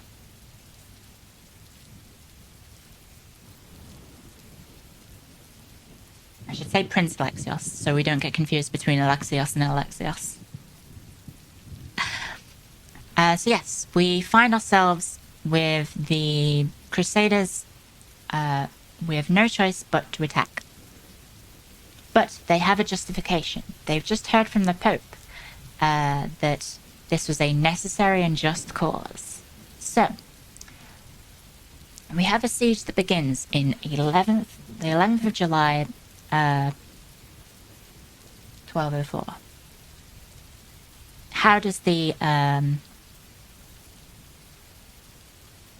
battle present? We'll go into that in a little bit of detail. I guess we'll rewind time a little bit. Blah, blah, blah, blah. So on the 3rd of July, 1203, the Crusaders, praying for their victory as they steeled themselves for the largest amphibious landing yet attempted by Western forces in the medieval age. The fleet crosses the Bosphorus, and as the boats near the shore, the Crusaders' archers and crossbowmen set up a hail of covering fire. Once the ships reach the shallows of the horse transports, open their doors, and mounted knights charge out. Curiously, Emperor Alexios' troops were gathered to face the landing. They retreated, missing a golden opportunity to confront the Crusaders at this vulnerable moment. As Amazon's Alexa, a descendant of Alexios or Alexios? Neither. So on the 11th of July, 1203, the Westerners very quickly take the Galata Tower, which I believe... Here we go. We have a map of Constantinople, guys. So I will be on the slide for a bit. I can't see you at the moment. But yes, as you can see, this is where the Galata Tower is. It controls the chain that goes across the Golden Horn, which protects the vulnerable part of the city from naval invasion.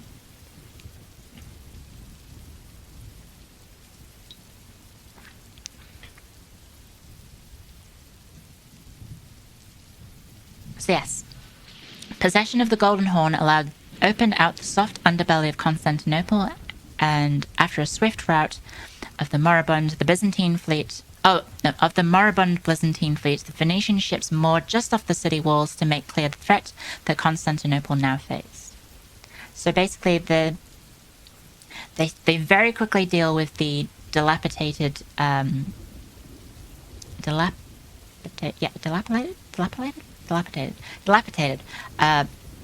Byzantine fleet, which had 20 ships by this point. They get defeated, pushed off, and so the harbour is completely vulnerable for Venetian ships to land on.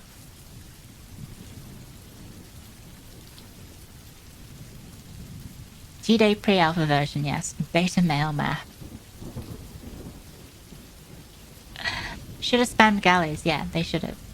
Unfortunately, the Byzantines were in no economic situation to build a massive fleet, because, guess what? The Byzantines had actually relied on the Venetian to be their naval powerhouse for centuries by this point. And so they didn't actually have that big a naval force themselves because they could rely on the Venetians. So when it comes to the Venetians being the one attacking them, they're in a little bit of trouble. So yes.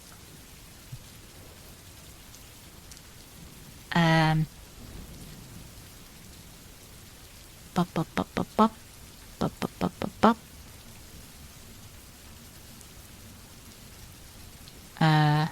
Where am I into the notes? Okay. The Venetians made use of scaling ladders on their ships to launch their next assault to climb the walls. The French chose to fight on land and established a fortified camp on the northern edge of the city. Which, if you can see in this map. So the French were camping all along here. This is where they were building up their base inside the city. So now the Crusaders have their own sort of foothold in the city, and it's very difficult for the Byzantines to try and drive them out. Eventually, Alexios III does make a move.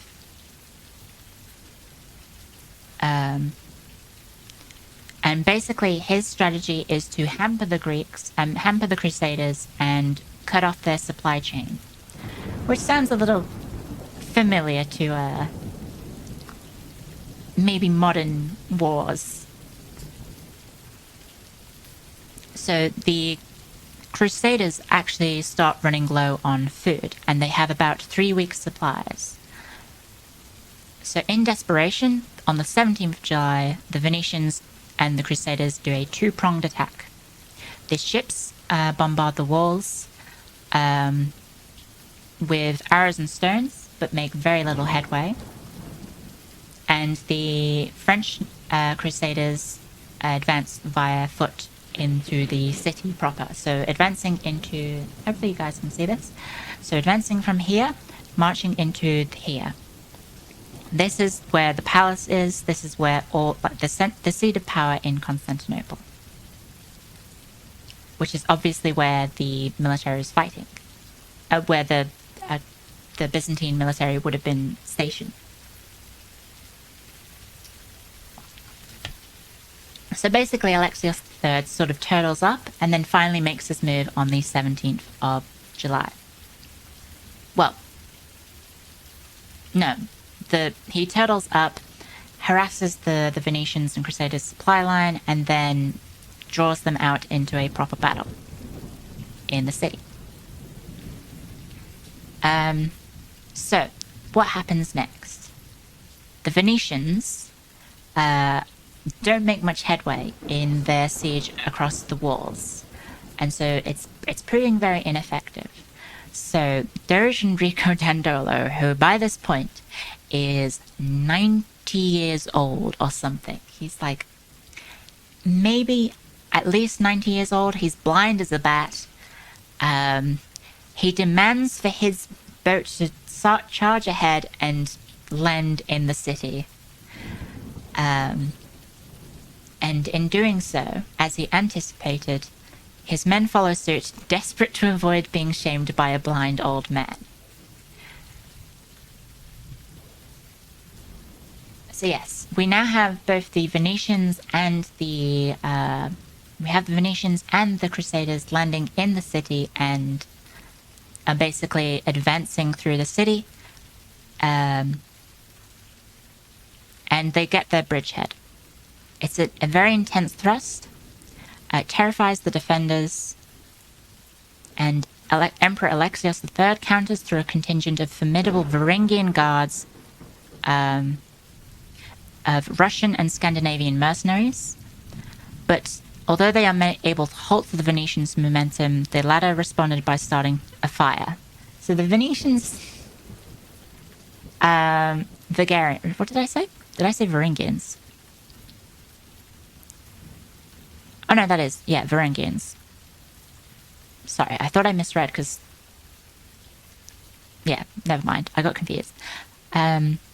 So yes, the Venetians start a fire, which very quickly is fanned by westerly winds and engulfs 120 acres of the eastern side of the city. Which, as you can probably tell, is where the palace is. So basically, this fire spreads very quickly over this side of the city. And so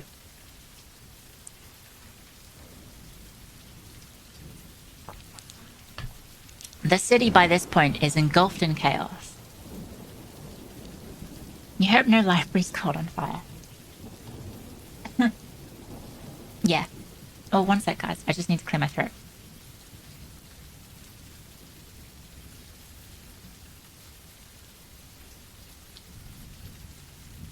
Okay. No, don't mute. No, I'm being gross. I'm just going blah, blah, blah, blah, sputtering into the microphone. Well, not into the microphone, but away from the microphone.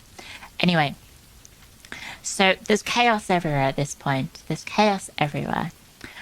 Black smoke billowing over the city. Alexios takes the initiative, leads out his army to confront the Crusaders on the northeast edge of the city. By this point, the Byzantine army actually outnumbers the Crusaders. The force that is involved in this assault includes 500 knights, 500 other mounted men, 2,000 foot soldiers. In this sort of push towards the palace in the east. The Crusaders, even the cooks and stable lads, donned pots and horse blankets for protection. The Crusaders advanced in tight formation. Alexios, instead of choosing this moment to exploit his numerical superiority, withdraws back into the city. Back further into the city.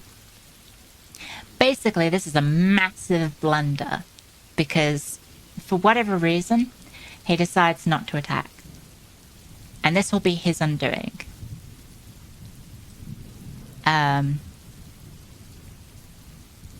Basically, as Phillips writes, the popular stereotype of effeminate and unwarlike Greeks has been entirely fulfilled.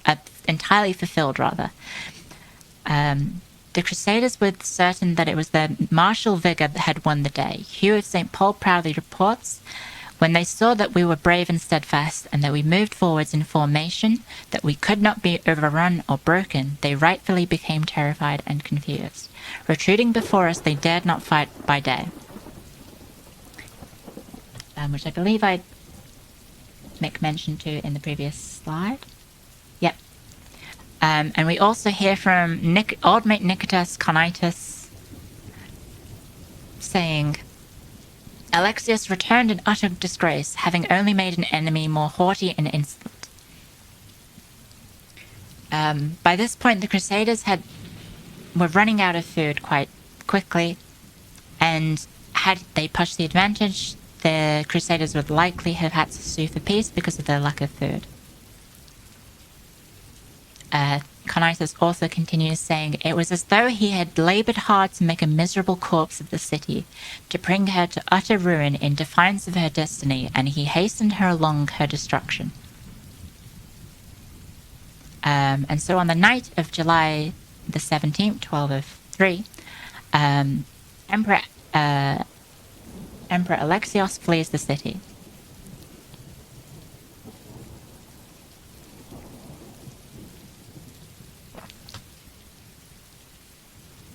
On the morning of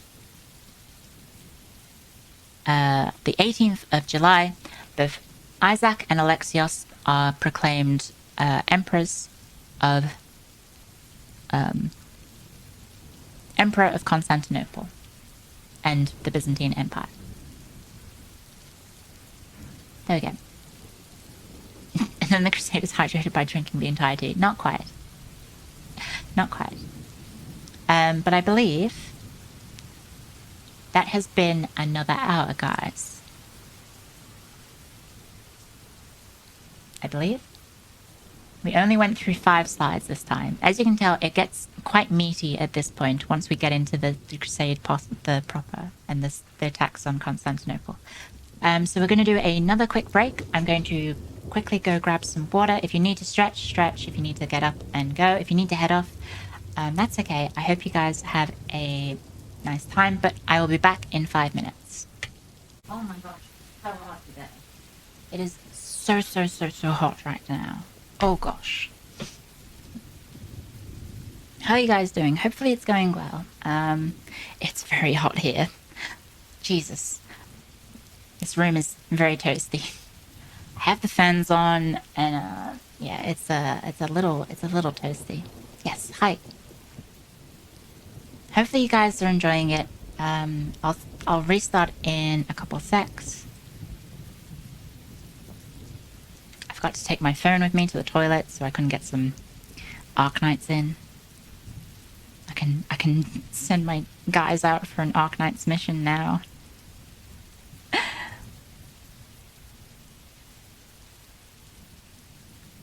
yeah, hopefully you guys are enjoying this.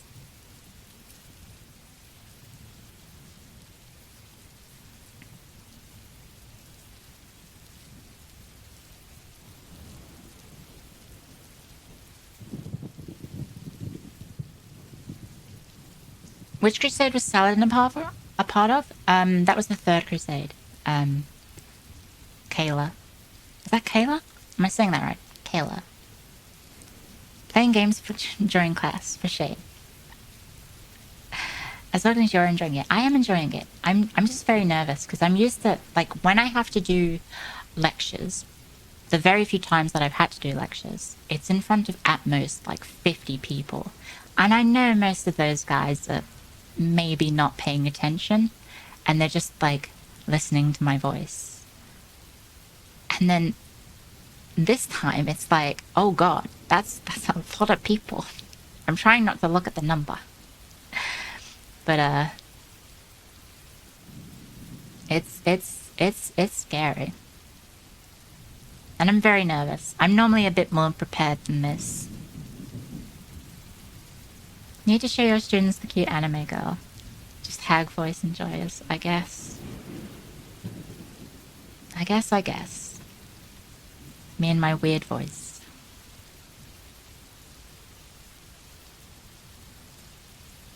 Why would the students not pay attention? Because they have to see me in person. Probably.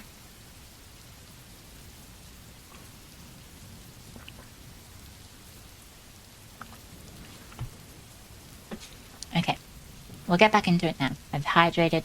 I won't dehydrate. I have lots of water. Okay. Back into the presentation, guys. So, Isaac and Alexios become co-emperors. Senior officials in the city actually try and they get Isaac back on the throne to try and stop the Crusaders from destroying the city. Because, yeah, that fire had really done a number on a lot of the city. I believe at some point, I might be thinking of the sack of Constantinople, but I believe 20,000 people were made homeless, which is a lot of people. That's a lot of people.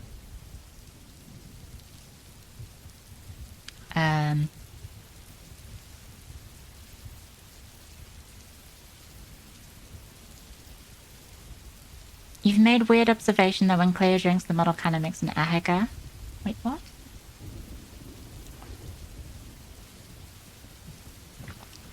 Oh, it kind of does. Now I'm self-conscious about that. Oh no. Why did you have to point that out? God damn it.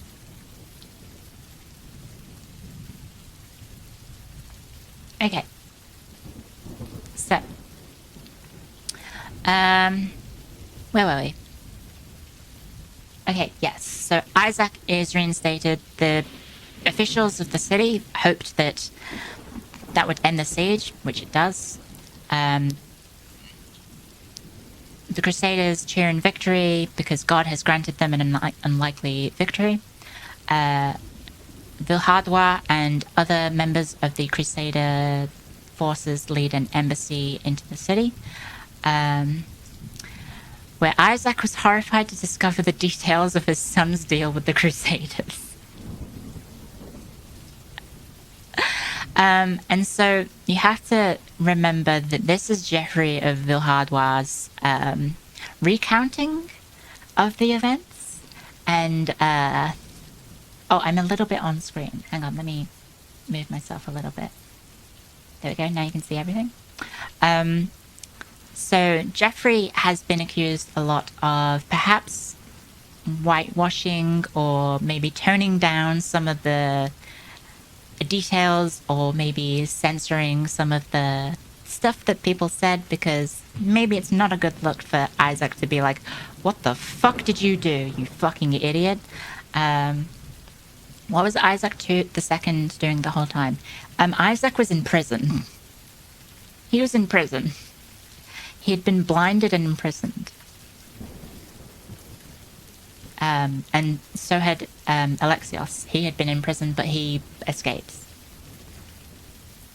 Had he killed Alexios, the Prince Alexios, I mean, like, all of this would have been avoided. But alas, he couldn't.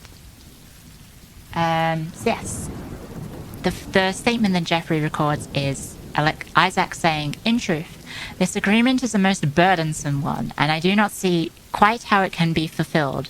However, you have done both my son and myself such a service that if you had been granted the whole empire, you would have well deserved it." And so yeah, it turns out a little bit of foreshadowing there on the part of Isaac. Because it turns out the empire doesn't last very long after this.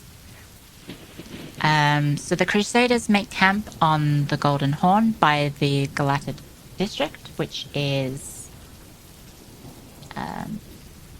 if you don't remember, it's over here. So the Crusaders are camped over here. This is where they wait for their repayment in fulfilling their side of the deal with Alexios, who is now Emperor Alexios IV.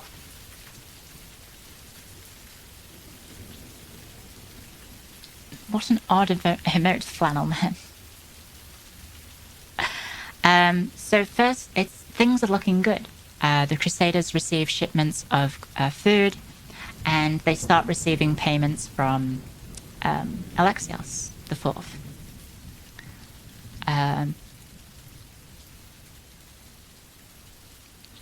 Some of the members of the Crusader party actually travel into Constantinople, and basically everything's very happy. The people of Constantinople aren't very supportive of them. They're not very fond of them. But they have to tolerate their presence, and they basically sort of just act like tourists. They're on holiday. They see the sights and sounds of Constantinople, examine the various relics that the city has. And so there is the thought that perhaps the Crusaders may have realized at this point just how much or how little the Greeks had in terms of wealth to pay them. Of course, it turns out they did not have that much. And also, the Crusaders at this point start sending letters back to Europe to defend their decision to attack Constantinople.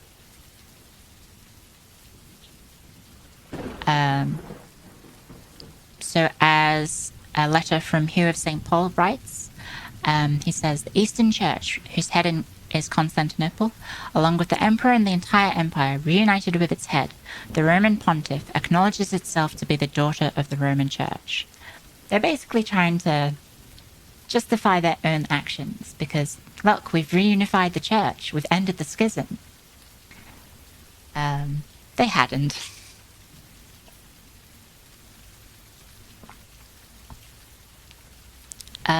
Because guess what? There was no actual plans for Alexios to formally end the schism, and there was no actual submission on behalf of the Orthodox Church was made. Yeah.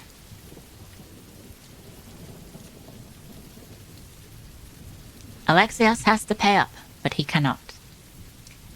He might have promised a little too much.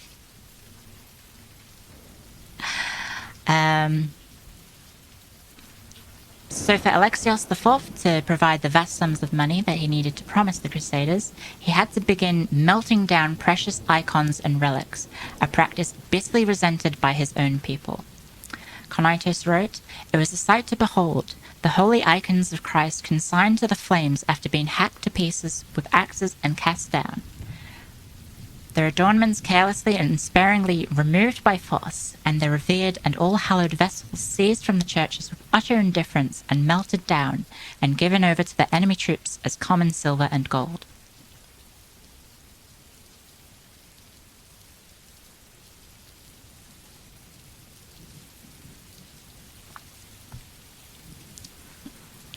So yeah, Alexios is just trying to salvage as much wealth as possible because they just do not have it. Or he is unwilling to give it, as we might see a little bit later. Yes, so there was a desiccation of holy relics on behalf of the Byzantines to try and pay off the Crusaders the money that they owe. 200,000 silver marks. Huge iconoclast W, yes, Vic. Iconoclasts, very happy with this decision. So yes, by this point it was late summer of 1203, and once again it is too late to sail to Egypt. And so the Crusader force has to winter in Constantinople, because it is too dangerous for them to sail across the Mediterranean and attack Egypt. They also believe that they're going to get massive amounts of reinforcements from Alexios.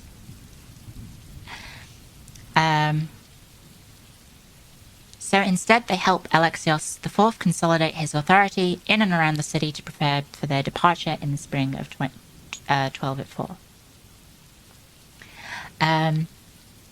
Of which the young emperor acknowledges the fact that he is not a very popular figure in the city. And so he says, supposedly to Geoffrey, in front of Geoffrey of Villehardouin, he says, "You should know then that the Greek hate me on account of you. If you leave, I will lose this land and they will put me to death." So obviously, if the Crusaders want to get their money, if they want to get their manpower, if they want to get all the stuff that they were promised by Alexios and more, they have to stick around.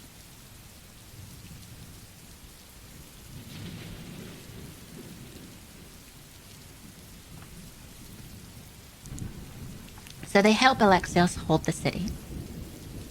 And over time, the relationships between the Greeks and the Crusaders deteriorate. A small mosque in the city is attacked, and is but one of the conflicts that emerge within the city between the inhabitants of Constantinople and the Crusaders. Here we go. The Crusaders accidentally start a blaze that burns more than 400 acres of the city into a smouldering wasteland.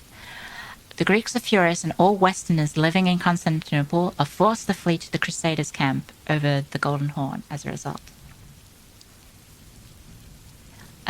Also, it's important to note the Crusaders actually rely on Alexios for their food. So not only is Alexios paying them, he is also feeding them. By mid-November, the payments of money and food begin to stop. And of course, the Crusaders, by this point, if they don't have any food, they can't sail to Egypt.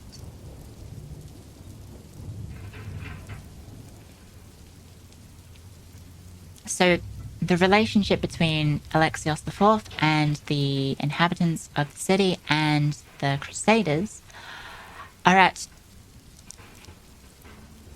just rock bottom. The Crusaders would remind Alexios of his moral and financial duties, but now added a threat.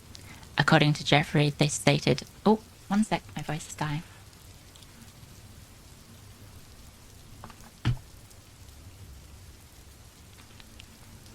They threatened, you should know that from this time forward, they will not regard you as their lord or friend. Instead, they will recover what is owed to them by whatever means necessary. They have never acted deceitfully, and it would be against the custom of their country to do so.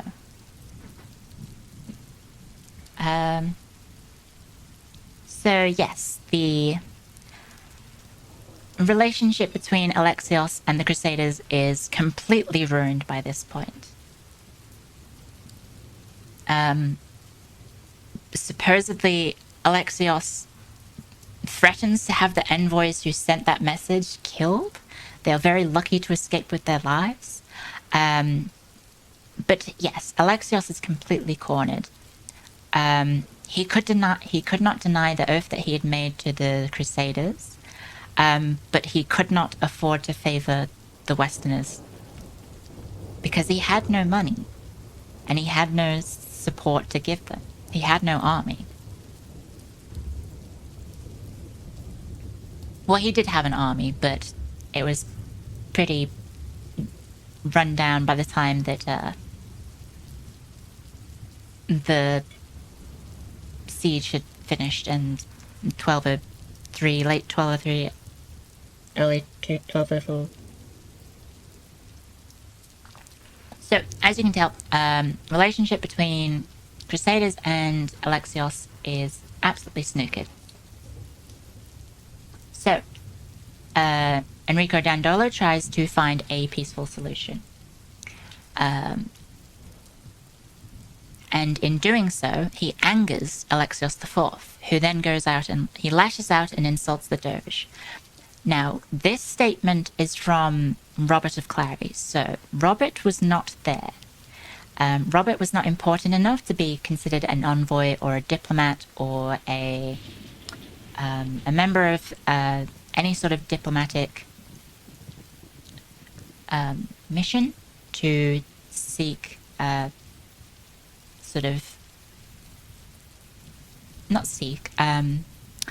god, my brain. Basically, Robert wouldn't have been there. That's what I'm trying to say. Robert wouldn't have been there. Yeah, he wouldn't have treated with Alexios. He's just a regular knight, so we have to take his statement that he makes with a grain of salt. But he has Enrico Dandolo saying, "Wretched boy, we dragged you out of the filth, and into the filth we will cast you again. And I defy you, and I give you warning that I will do you all the harm in my power from this moment forwards." Which is obviously a statement that a lot of people who want to paint Enrico Dandolo in a negative brush will latch onto. But again, it's very important to note that Robert would not have been there, and people like to exaggerate. Did Enrico Dandolo say this? He may have. But yes, you have to take it with a grain of salt. Anyway.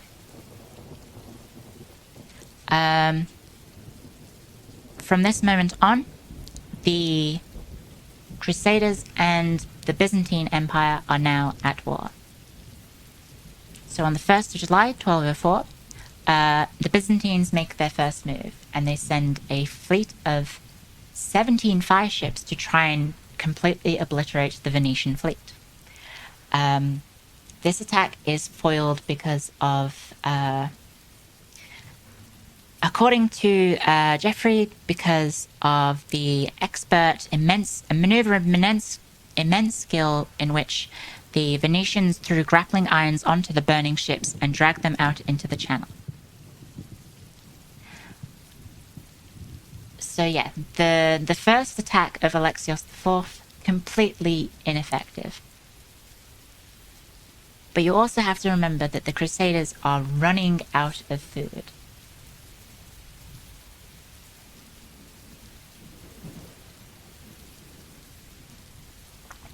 They have no food of their own. They were completely reliant on Alexios to feed them. So this is when things start to get very, very desperate. Yes, wait, welcome, Data Satan. Yes, I'm doing a lecture on the Fourth Crusade. So, you're now facing a situation where the Crusaders are absolutely desperate. They have no money. They have been lied and betrayed to by the Alexios IV. They're running out of food, and they're starting to get desperate.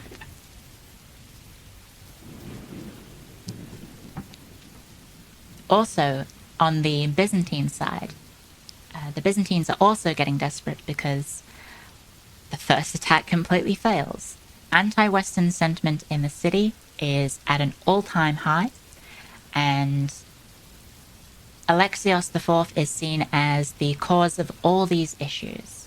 So the Byzantine nobles wait, no. Okay, I'm getting too far ahead of myself. A Byzantine noble known as Motsopflos, I'm probably butchering that, I'm sorry. His nickname literally means mono eyebrow. If we take a look at his picture, I think it's in the next, in one of the few, oh no, it's further up. Okay, so if we go back to here, he's this guy in the corner, this one. I'll just copy paste it.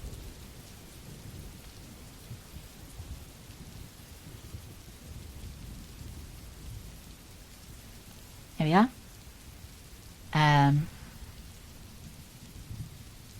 It's this guy. Okay. There we go. As you can see, he's got a monobrow. His nickname is literally, he's got a monobrow. I'm guessing this is why they chose to sack Constantinople instead of actually crusading. Yes. Hi, Bolts and Brains, welcome. So yes. He leads the attacks against the Westerners and gets very popular because of his anti-Western sentiment and being the leading military figure.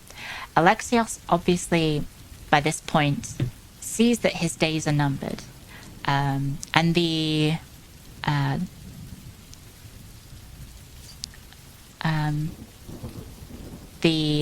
noble court of the Byzantine Empire actually elect another man to take the throne, because they needed to get rid of Alexios IV because he was responsible for all of their problems.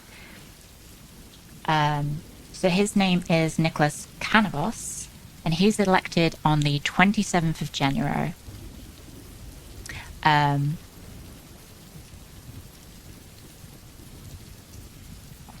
And he's actually very unwilling to become the emperor, and doesn't want the position because, as it turns out, being the emperor gets you killed. So he hides in a church because he just doesn't want the job. Refuses the position and goes into hiding. And so Alexios, by this point, pleads for the Crusaders to help. And that plea comes a little too late, because by this point, Mr. Monobrow seizes power in a coup and becomes emperor, imprisoning Alexios IV.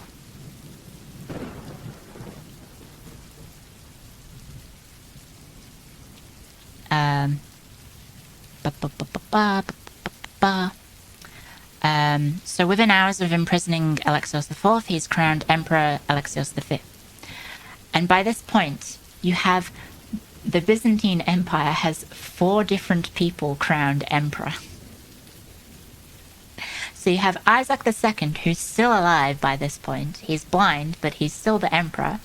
You have Alexios IV, who is technically also the emperor, but imprisoned.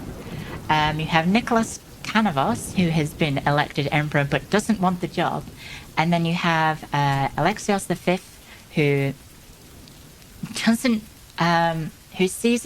takes the opportunity to sees power and believes he can defend the city against the Westerners.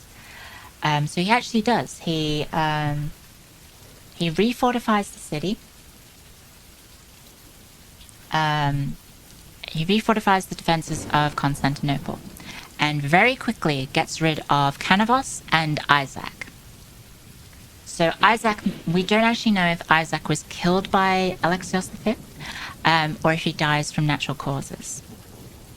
But Canavos is also executed as well.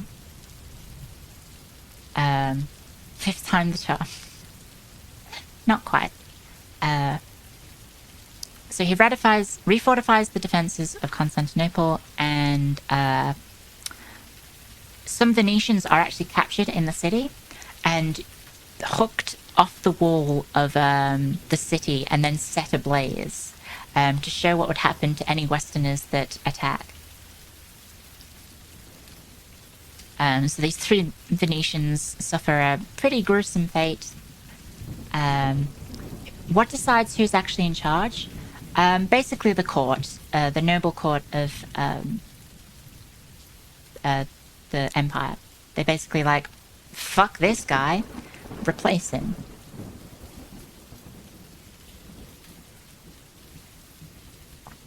And then because Nicholas refuses to take power, Alexios V takes the opportunity and takes power, and then is crowned emperor. So Canavos is dead, Isaac dies, and Alexios IV is in prison.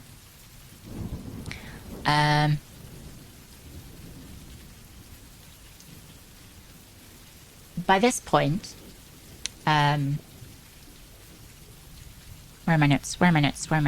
Ah, I've lost my position. Okay. On the 8th of February, 1204, Alexios IV is strangled. This is the plot for Goncharov, I guess. I mean, a lot of media takes influence from historical events. If it sounds familiar, it's probably because it's influenced by the Fourth Crusade. So, as you can see, his death, the death of Alexios IV, now gives the Crusaders justification to remove his killer. Their reason for journeying to Constantinople in the first place is lost with the death of Alexios. The Crusaders are very, very quickly running out of food and supplies, and their options are either to return home in shame or declare war. So what do they do? Well, they have to consult the clergy as well, because do we have a justification to once again attack Christians? And it turns out that the clergy members in the crusading forces agree with them and argue that the Orthodox Church was in open schism, saying, "We tell you that this battle is right and just. If you have the right intention of conquering this land and placing it in obedience to Rome, all those of you who die here having made your confession will receive the same indulgence the Pope granted you."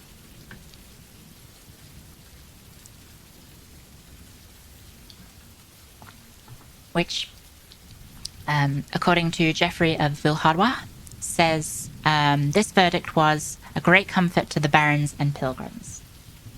So they've been given justification by not only the actions of Alexios V, but also by their own clergymen. The important thing to note is that Pope Innocent III had forbidden an assault on the city on the basis of schism. So you now have the clergy, the members of the clergy in the crusading forces are saying that, yeah, you can attack the city because of the schism. And the Pope himself is saying, you do not have the authority to attack on the basis of a schism. So what do the Crusaders do? They listen to the clergymen, they don't listen to the Pope, and they attack.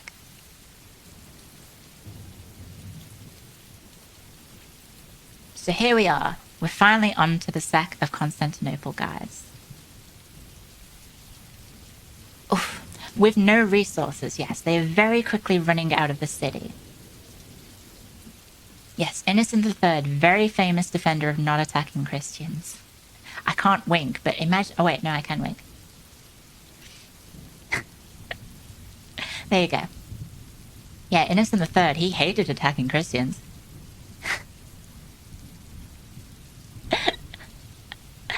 Okay. So yeah. Realizing that they weren't going to get all of the things that Alexios IV had promised them because he was dead, they decide to take it by force. So prior to the siege, the Crusaders actually planned the division of their conquest. So they do have plans in advance for what they're going to do if they're victorious. So what they have set up is this March Pact. All loot and booty from the assault will be centrally pooled, with payment of the remaining debts to the Venetians taking priority. So Venetians get first call on the money that will come from this assault and looting of the city. Because they are still owed 34,000 silver marks, and most likely also the 200,000 silver marks that Alexios had originally planned to, or promised rather, to pay them. Okay. And so they set up a committee of 6 Frenchmen and 6 Venetians who would decide the Latin emperor and the patriarch of the new Constantinople, because they were already planning for the dissolution of the Byzantine Empire by this point, because they'd been jerked around by Alexios IV. All of their plans completely ruined by Alexios V. They had no money, they had no food, they wanted what was promised to them, and they would take it by force.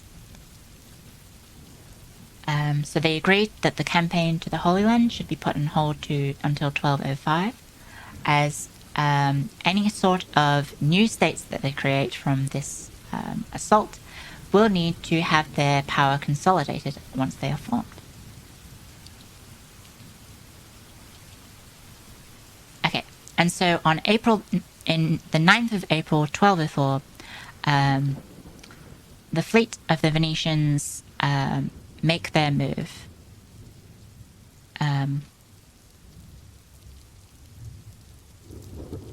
And so they construct basically hang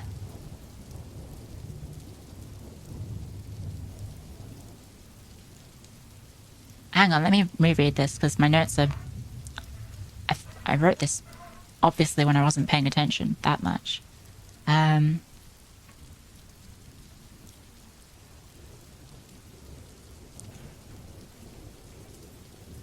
Okay. The fleet, arranged in the by now familiar divisions, moved across the Golden Horn. In some places, a narrow strip of land lay between the fortifications and the water, and here the French put scaling ladders to the walls while siege engines began to bombard the city. In turn, the defenders fired back with their own missiles and pouring down boiling oil. Alexios V's bold leadership, coupled with the contrary winds that kept the Venetian ships away from the walls, forced the Crusaders to retreat. Morale in the Crusader camp was unsurprisingly low. As you can probably tell, their first attack fails, and they are running out of food. They are going to starve to death if they don't do something drastic. To encourage their troops to reinstall morale, the clergy make some very bold statements to encourage their troops. They claim that the day's events were simply a divine test of the Crusaders' resolve, ratcheting up the rhetoric, or rhetoric rather. I always say that wrong, because rhetorical and rhetoric. and preached powerful sermons that sought to de-Christianize the Greeks, arguing that, I am quoting here, Twitch, this is not my word, that they were worse than the Jews and their disobedience to the papacy merited punishment.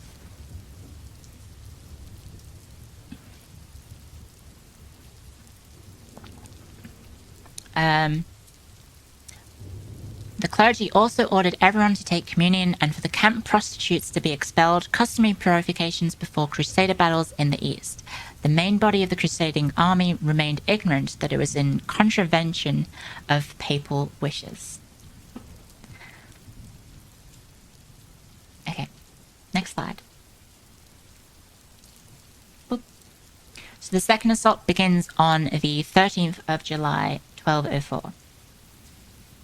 Wait, 13th of April, not July. Numpty. I'm an idiot. April, guys. So yes, the second assault begins. In the words of Geoffrey, cries from the battle were so great that it seemed that the whole world was quaking.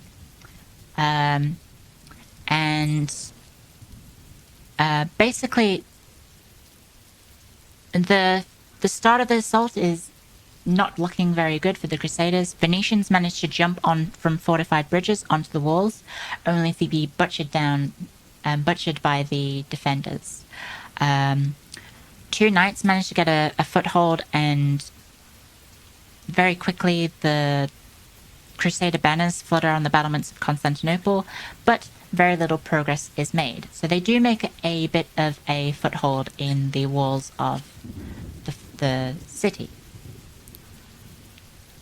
And then our next bit of information about how the Crusaders actually managed to get into the city comes from Robert of Clary. So again, Robert, maybe not the most trustworthy source, but as we will say, basically a small group of knights were able to break into the makeshift defenses on the shoreline and penetrate through the makeshift barriers.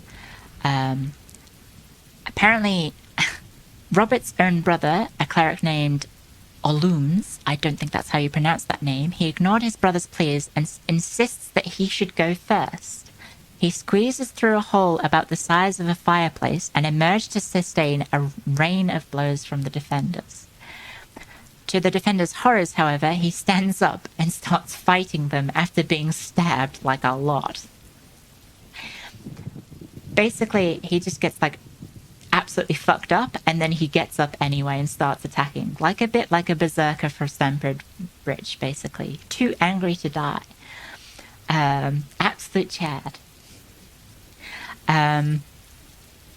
So the Greeks flee, and very quickly this small Crusader group is able to break through, and what they do is they locate a gate which then allows the armored forces and mounted knights to pour into Constantinople. Overnight, by nightfall, most of the districts of the city close to the Golden Horn are completely overrun by the Crusaders. Alexios V, sensing that defeat was imminent, flees the city, and the city is completely surrendered to the Crusaders. So yes, by this point, the Crusaders, the Venetians, they are victorious. The city of Constantinople is theirs. Also, I believe I'm a little bit on the front. Okay, it was just the word inspired. My hair is too poofy. It covers the words. So yes. Boniface of Montferrat arrives in the palace, where he found such a store of precious things that is impossible to describe. And so the previous plans to organize the shave it. No, not new hair soon. No, I'm just talking because my hair's so poofy, it can cover some of the slides. just squib. Yeah, okay, I'll go over here like this. Okay. Let me hydrate very quickly.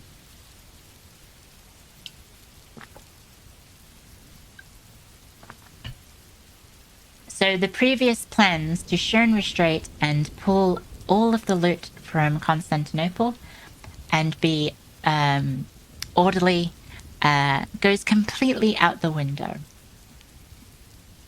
Angered by months of ill treatment by the Byzantines, bolstered by the belief in divine favor, and inspired by greed, the foot soldiers and common soldiers of the Crusade go absolutely wild.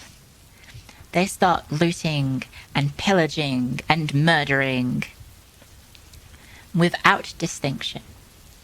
So whilst the palace is taken over in relative order, the rest of the city is not so lucky. The Crusaders despoiled churches and houses, killed and savaged without distinction. They ransacked the Cathedral of Hagia Sophia, the spiritual heart of Constantinople. Drunken Westerners danced beneath the magnificent mosaic ceiling. A prostitute flaunted herself on the altar of the Hagia Sophia and straddled the patriarch's chair. Meanwhile, pack animals, slipping on their own excrement, stole away the spoils of war.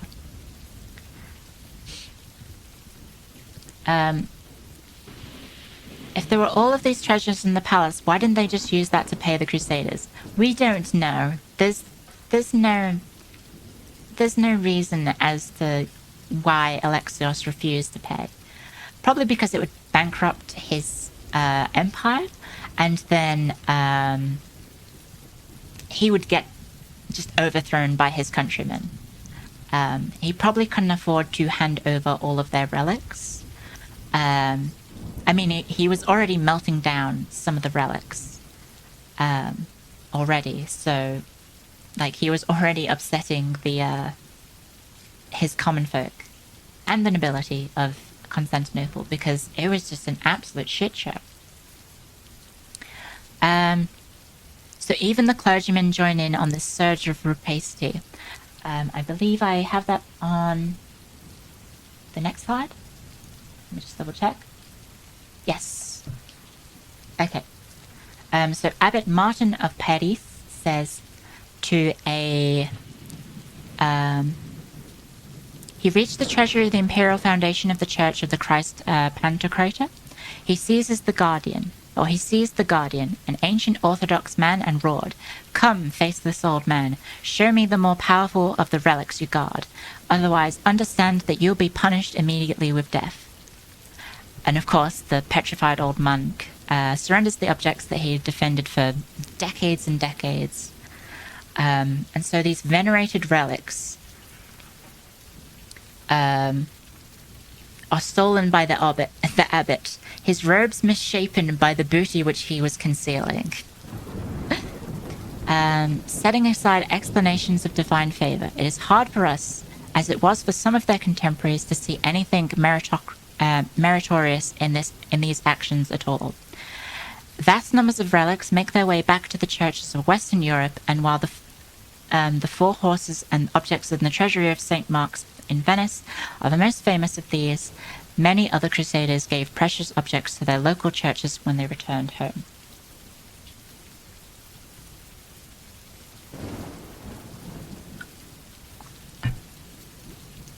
So we have, for example, the perspective from Nicholas Mesarites, contemporary Byzantine author, who wrote of Westerners tearing children from mothers and mothers from children, treating the Virgin with wanton shame in holy chapels, viewing with fear neither the wrath of God nor the vengeance of man. And so he rages at the Crusaders being fraudsters, sinners against Christ, liars. He calls them all sorts of different names, guys. He's not very happy with what's happening to his fellow people in Constantinople.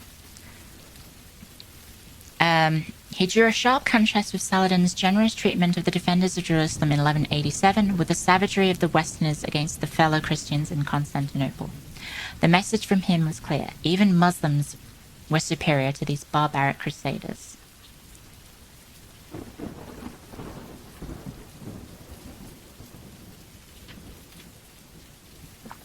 Oh, my mouth is so dry from all this talking.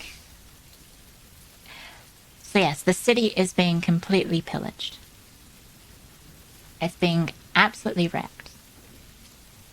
And so we get to the aftermath. Cleo, I'm a fish, yeah. Well, everyone needs water. So we get to the aftermath of the sack of Constantinople.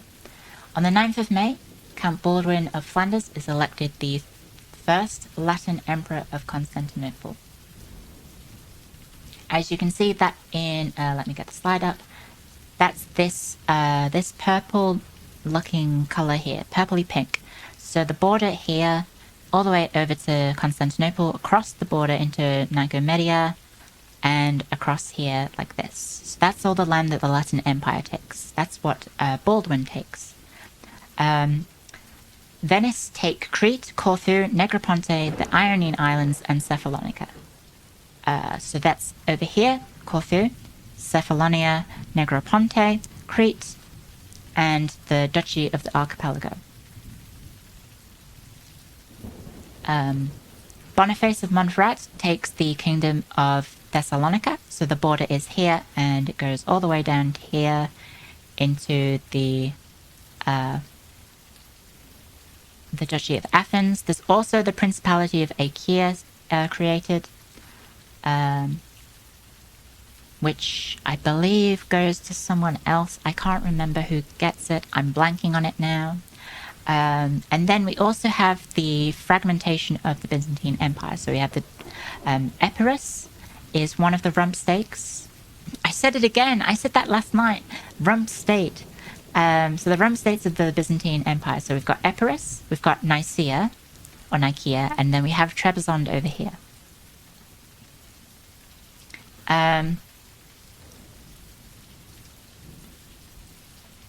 Rump steak.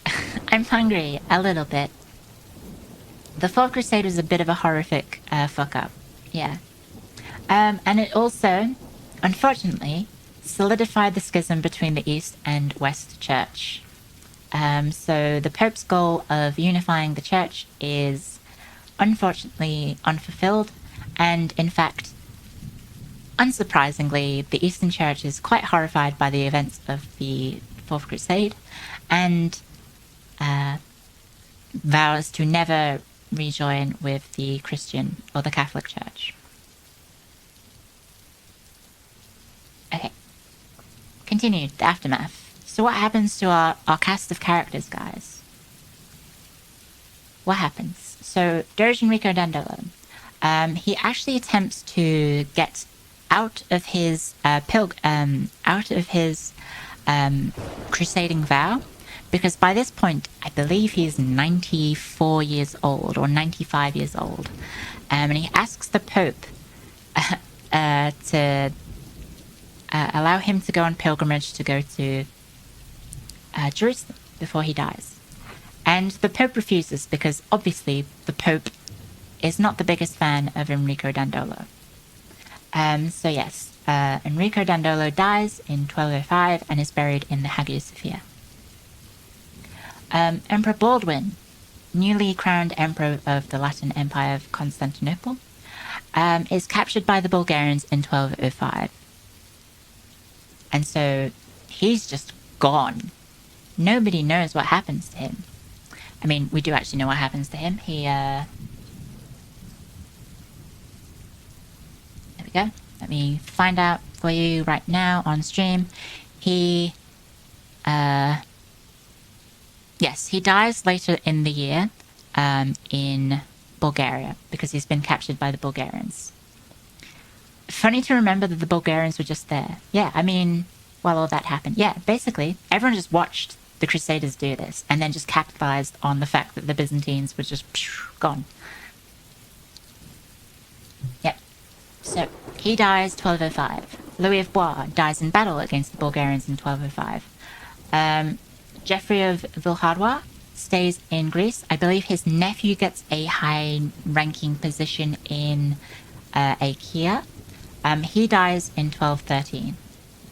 Boniface of Montferrat, likewise, he becomes the king of Thessalonica. He dies in 1207 in battle to the Bulgarians. And then Innocent III is our lone survivor.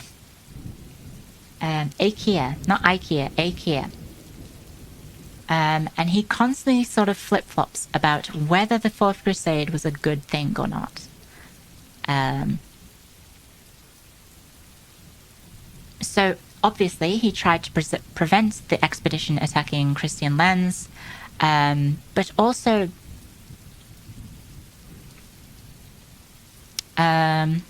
he also notes that his phrasing of these directives proved easy to circumvent or ignore. His initial reaction to the news was actually very positive, and was hoping that that this would be the end of the schism and that the Orthodox Church would rejoin with the Catholic Church. In November 1204, he wrote that God had transformed the Byzantine Empire from the proud to the humble, from the disobedient to the obedient, from the schismatic to Catholic. He was prepared to award full crusading privileges for the defense of the Latin Empire, and into 1205 continued to speak of the miracle that has come to pass in these days.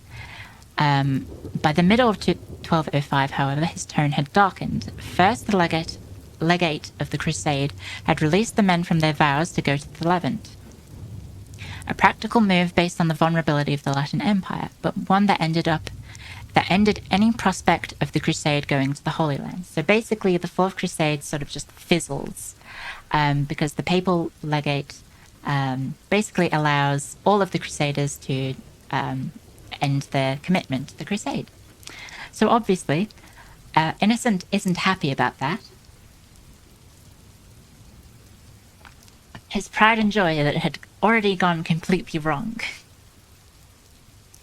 His master plan to reclaim the Holy Land, to reclaim Jerusalem, just fizzles into nothingness.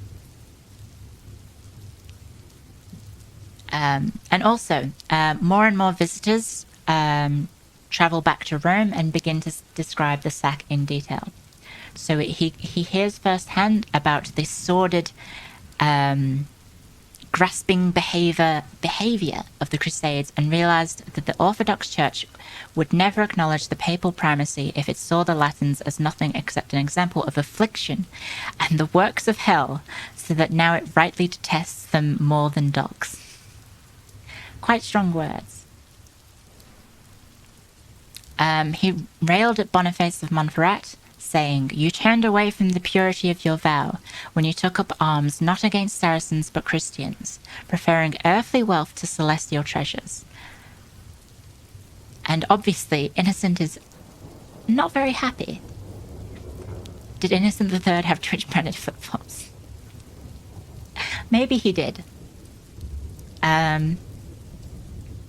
We sense Innocent's confusion that God had allowed this to happen. Who can know the mind of the Lord? Was his troubled and unsettled conclusion about the Fourth Crusade. And so, yeah, there we have it. The end of the Fourth Crusade ends in a fizzle. The dissolution of the Byzantine Empire and the establishment of a very short-lived Latin Empire in the East.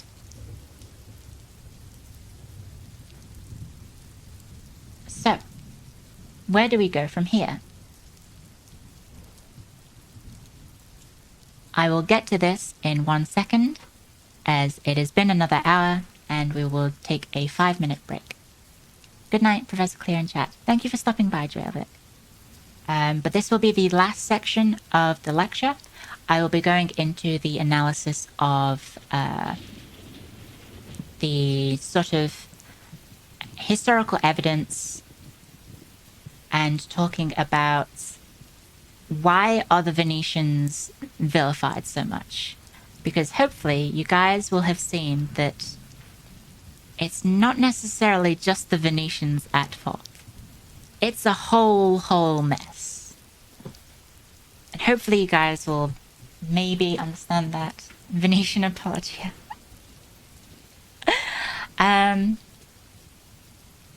No, I'm not going to absolve the Venetians of their sins, but they are not solely to blame, like people like to make them out to be.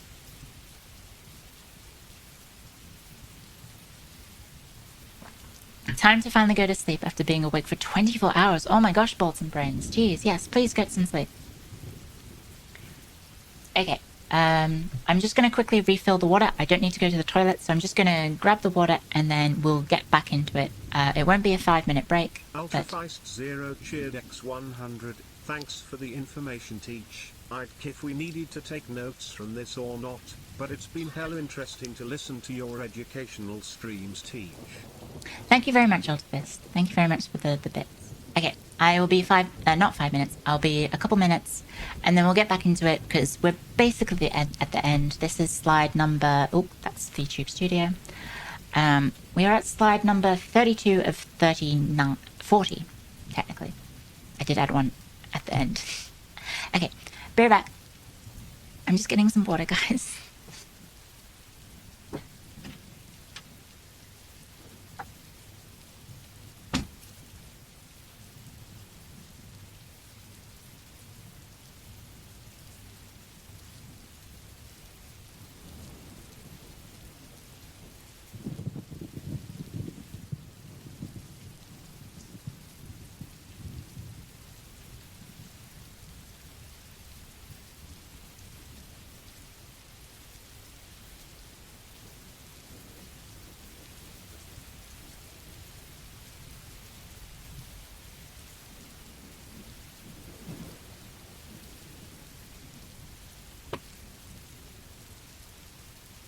Okay, right.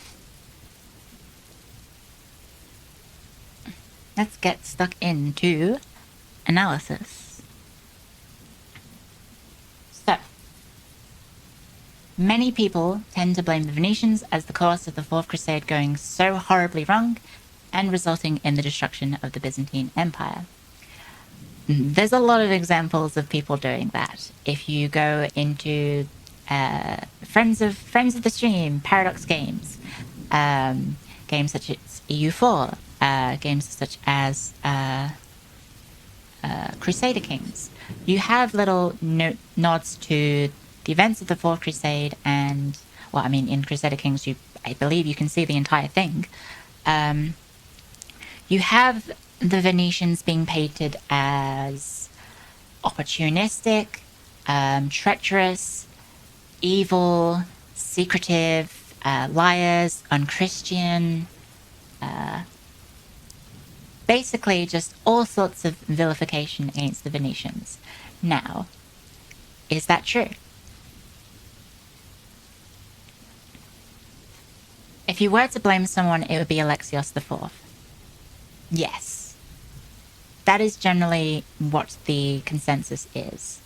It is a very young prince who offered the Crusaders way too much stuff and then couldn't fulfill his promises. So yes, there are two main reasons as to why we have the Venetians being vilified so much.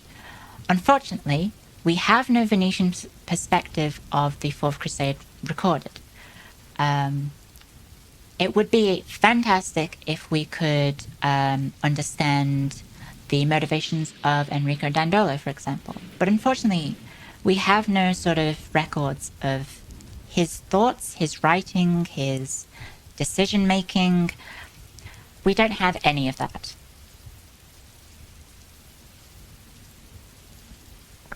What about Alexios III overthrowing Isaac? You could also blame that, but you run the risk of going too far back in history and being like, oh, the reason the Fourth Crusade happened, you can span it all the way back to the collapse of the Roman Empire in the 5th century. So we try not to go too far back, because you do need to sort of have these events.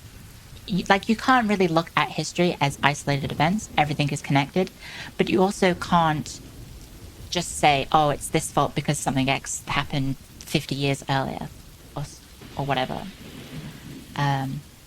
And yes, so the other point is we have historians using an overlines of Nicetas Chonitus's perspective and writings. Although it is a fantastic source, he does paint a very specific picture, as one would expect, of a man witnessing his home city be absolutely destroyed by the Byzantine and by the Venetians and the Crusaders. So, moving in. Yes, first of all, we have to talk about the trustworthiness of sources, which is a eternal issue in history. Can we rely on our sources? Geoffrey of Villeharrois, despite being our most important source from a Crusader perspective, is often considered to have whitewashed the events. He does tend to talk about certain events not in a way as harsh as others. Unfortunately, we have to live with that. We can't do anything about this. What we can do is try and corroborate our sources and try and paint what we think the best picture that we can. And we do have some sources from the Crusaders talking about the atrocities that they committed. We have Martin of Paris, and we also have, I believe, Hugh of St. Paul also talks about some of the not so fantastic actions of the Crusaders. But yes, talking about the trustworthiness of historical sources is a whole different thing. I have one source here open. It is Marcus Bull. Is it? Wait. Oh, let me zoom in. Okay. Yeah, so Marcus Bull, Eyewitnesses and Crusader Narrative, Perception and Narrative in Accounts of the Second, Third, and Fourth Crusades. This is an 81-page chapter of this book, and it is just about Geoffrey of Villeharrois and Robert of Clary's narratives of the Fourth Crusade. So as you can probably tell, discussing the trustworthiness of history and our ancient sources is a constant issue. How's it going? I think it's going okay, Mako. I think it's going okay.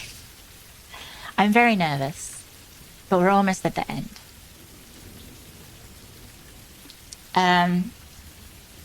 So, whilst our Crusader sources are held with a grain of salt, is Nicetas treated the same way? Generally, no. I haven't included...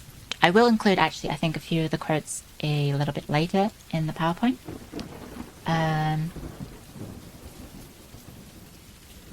Yes, okay, the next slide we'll talk about some of Nicetas's kind words he has for the Venetians and Enrico Dandolo.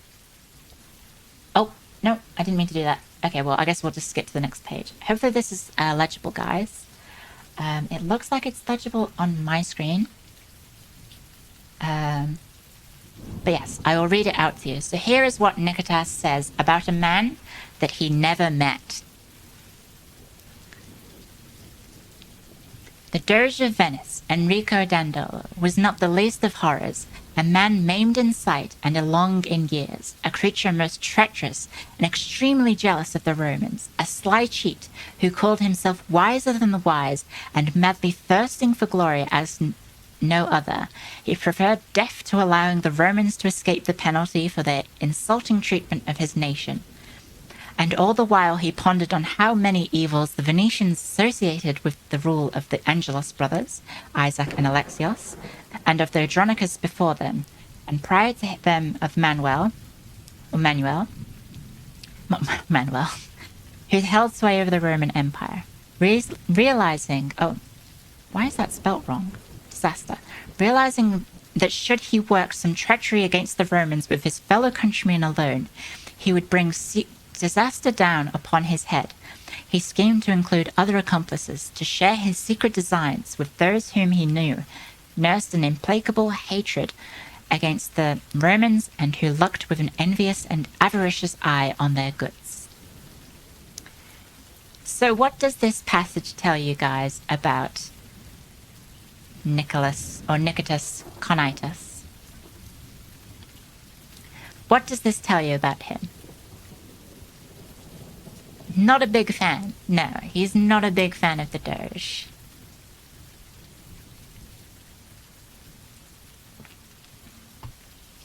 He is a mind reader, yes. This is one of the things where he is characterizing Enrico Dandolo in such a way that he has understanding of his inner machinations, when in fact we don't think he actually ever met Enrico Dandolo.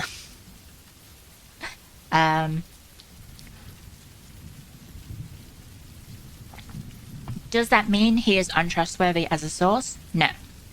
It does, however, mean we have to take some of his characterization into...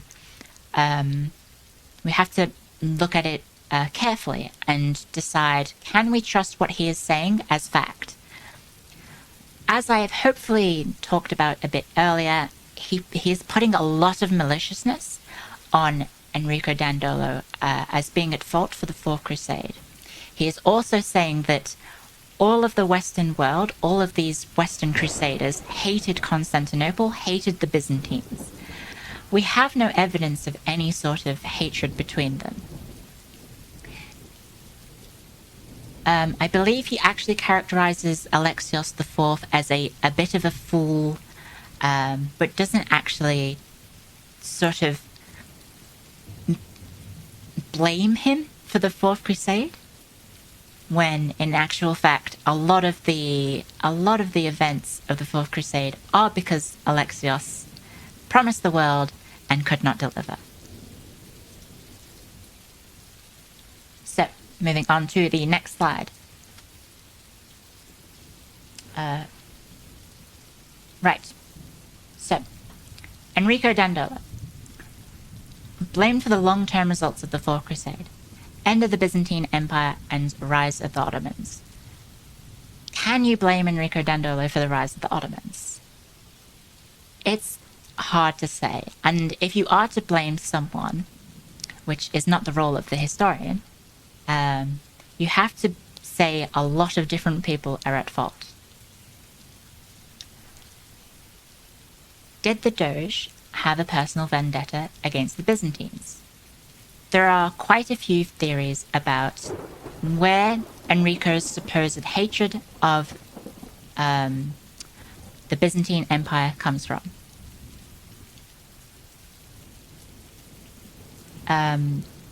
The first one is that, as mentioned by Nicetas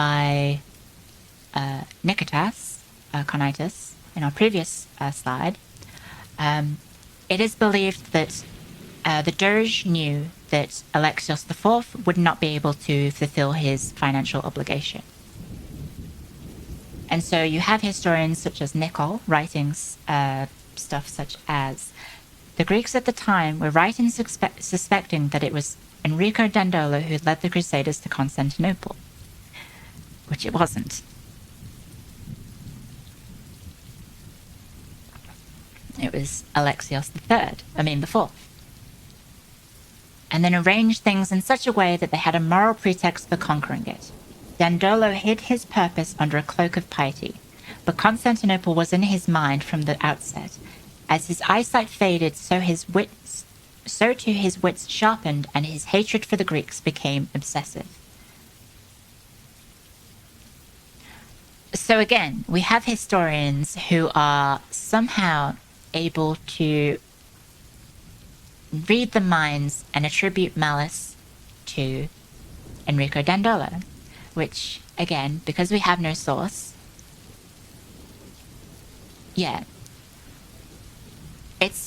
it's Nicol is somehow able to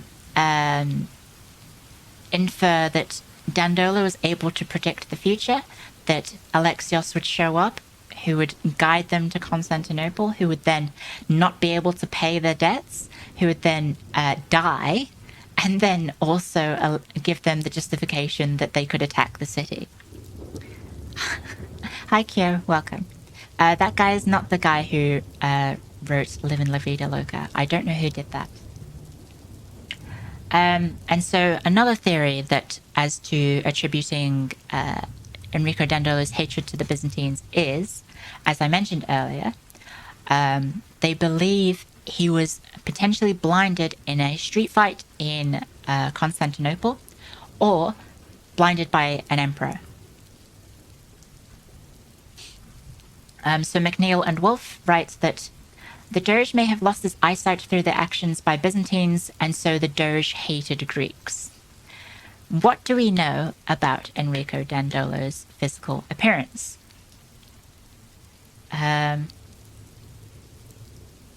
Well, we know that according to Geoffrey of Villehardouin's description, that his eyesight had faded by natural degradation. If I can find the exact wording of it.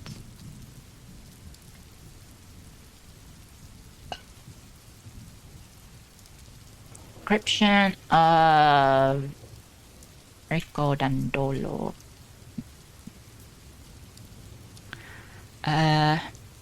Unfortunately, I don't have the book in front of me, so I can't read out the what he writes, but he describes it as if his eyesight was basically it looked like he could see, but there was nothing behind his eyes, which obviously you can infer that is a sign of natural ocular degeneration, which when you compare to the Byzantine practice of blinding, which involved gouging out the eyes, sometimes with a hot poker, and would left a visible damaging or scarring. That does not fit our description of Enrico Dandolo, or the artwork that exists of him. Not that those were drawn in contemporary times. And so the other possible alternative is that he lost it in a fight, but then the theory of him losing it in a fight means that Enrico Dandolo was getting in street fights in his 60s in Constantinople, which I don't know about you guys. I don't know many 60-year-old men getting into street fights in Constantinople.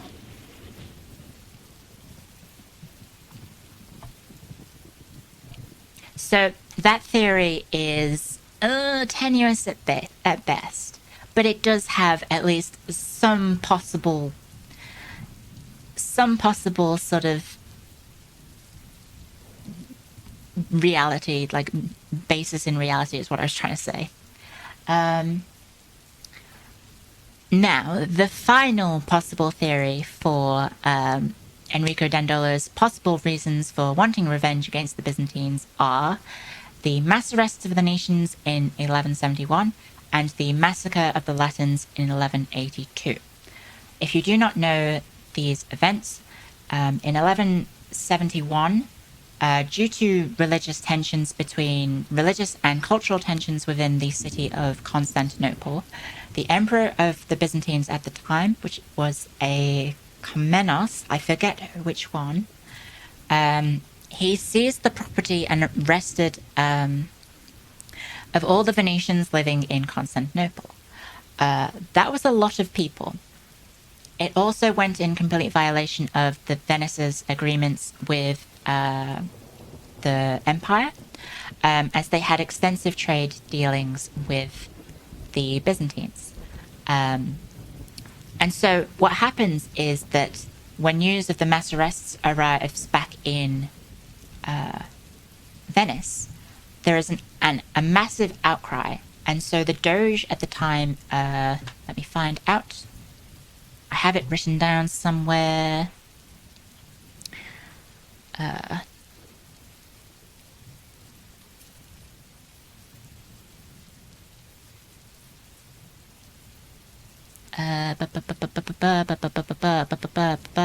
Oh yeah, it was Manuel the First in 1171. So the Doge at the time was Doge. Oh God, Doge Michel. Vitale Michel. He was Doge at the time.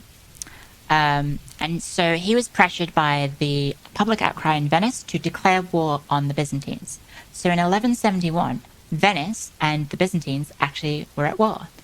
And so the Venetians actually sailed with their full armada down through the Adriatic and were approaching Constantinople. And as they were moored at I forget which island it is, a plague broke out in the fleet, in the navy. And so it completely ruined their plans, and Venice and the Byzantine Empire sued for peace eventually.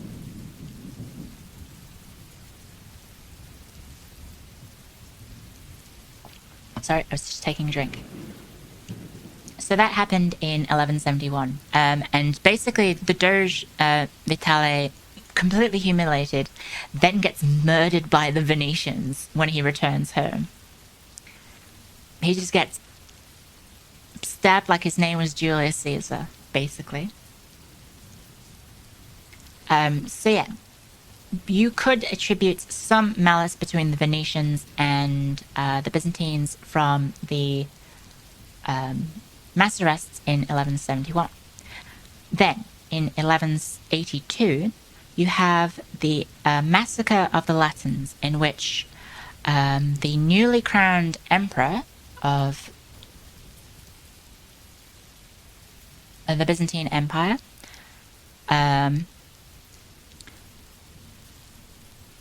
basically he rose to power on a wave of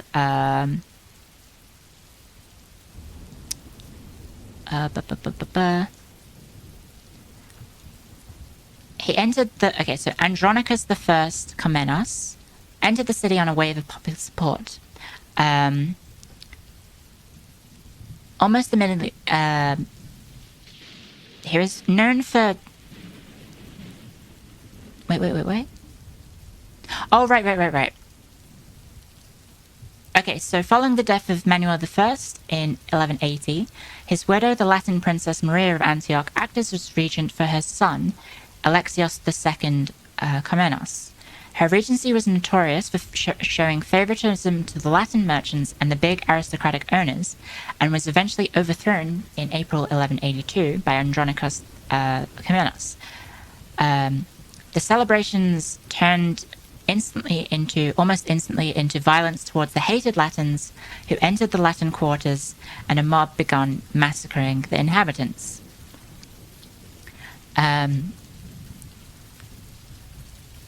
So yes, basically a lot of Italians, not only Venetians, a lot of Italians were killed that day. And there was never any sort of repayment. If I remember correctly, the Byzantine princess story was the one CK2 went with that triggers the Fourth Crusade. You could maybe argue that, yes. If you have to ask you after those quotes, is there any actual evidence of Enrico Dandolo having something against the Greeks? No. It's all conjecture. There is no evidence whatsoever that Enrico Dandolo held any sort of hostility. In fact, what we know about his career, as I mentioned earlier, he's a diplomat. He spent his life as a diplomat for Venice, including in Constantinople. I will get to that in a little bit. So yes, as you can see for this quote is actually from one of the earliest Venetian historians, Edwin Piers, who wrote in the 19th century. What is certain is that he, Dandolo, bore against the Byzantine Empire an inextinguishable hatred which made him willing to embrace any project directed against the capital city.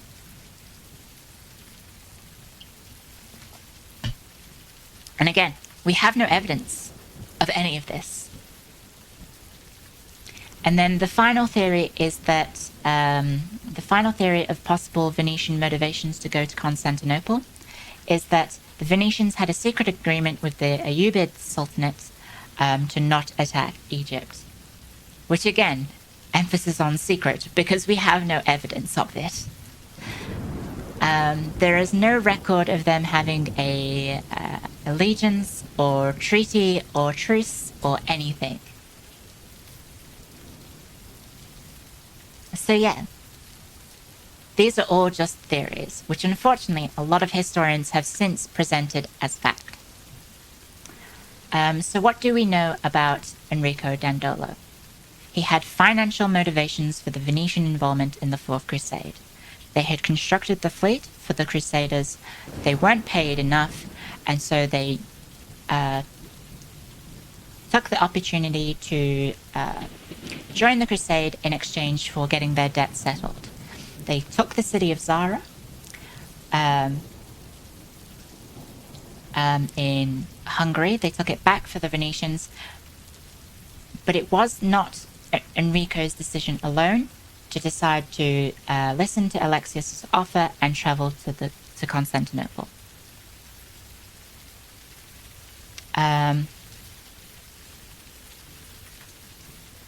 What do we know about Enrico himself personally? Because we've seen a lot of sources attribute malice to his secret machinations, that he hated all the Greeks. What we do know about Enrico Dandolo is that he spent most of his life working as a diplomat for the Republic of Venice, including missions to Constantinople. People have used this as possible motivation or possible allusions to the fact that because he was a diplomat to the Republic, a diplomat to Constantinople, he would have known just how poor off the Byzantine Empire was. Again, it's somewhat of a stretch, but okay, you can maybe argue that. And also, we do have some actual historical evidence about the relationship of the Venetians and the Byzantines being stabilized after the chaos of the 12th century. So obviously after the declaration of war in 1171, and also the massacre of the Latins in 1182, we do actually have historical evidence that the Venetians re-entered a military agreement with the Byzantines in return for the reinstatement of their economic privileges in Constantinople and across the empire.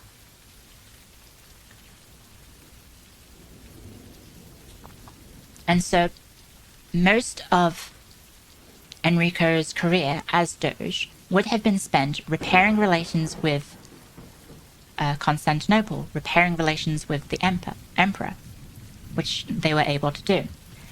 So trying to install a puppet emperor with friendly ties to the Venetians is a massive gamble of all of his hard work,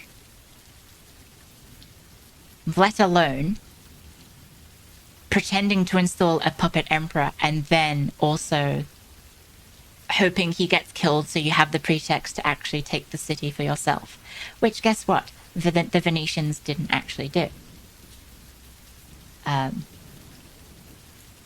I believe Baldwin offers Constantinople to Enrico Dandolo, who promptly refuses, because they did not want a throne, because they're a republic. Controlling a throne of Constantinople is not the best look for a republic, if you might say. And also, yes, the Republic of Venice benefits from trade agreements from whoever controls Constantinople, as evident with the Byzantines, as evident with the Latin Empire, as evident with the Byzantines again, as evident with the Ottomans. All throughout Venetians' history, they benefited from someone else controlling the city and having trade agreements with them, not directly owning the land themselves. That is not to say the Venetians did not benefit with territory changes following the Fourth Crusade. They absolutely did. But not in Constantinople itself. So, who can we blame, guys? Who can we blame? Because obviously, the Fourth Crusade, a bit of a disaster. But it is not the job of the historian to moralize historical events. We just have to record what happens using to the best of our ability, understand what happened in the past. So, reasons for the chaos. We have Pope Innocent III failing to get the support of any sort of monarch, and then failing to control his own crusaders. You have the Crusaders for failing to recruit enough men for their cause, causing them to, resulting in them getting into massive debt with the Venetians. The Venetians for utilizing the Crusaders' debt for personal gain. And then most importantly, the person who I personally would put most of the blame on, Alexios IV, for being unable to fulfill his grandiose promises and resulting in the sack of Constantinople. Obviously, you can't blame one person. It's a combination of all sorts of different elements in history. Why can't you both make an accurate record and make a moral judgment of the events? So it's not the role of the historian to moralize history. It is not our job to judge the people in history for their actions. It's our job to talk about it and try and understand it to the best of our ability. Because we don't have a complete picture. If we did, we would somehow have a time machine because we got to see it firsthand. Yes, and moralizing history is for philosophers. It is not my job.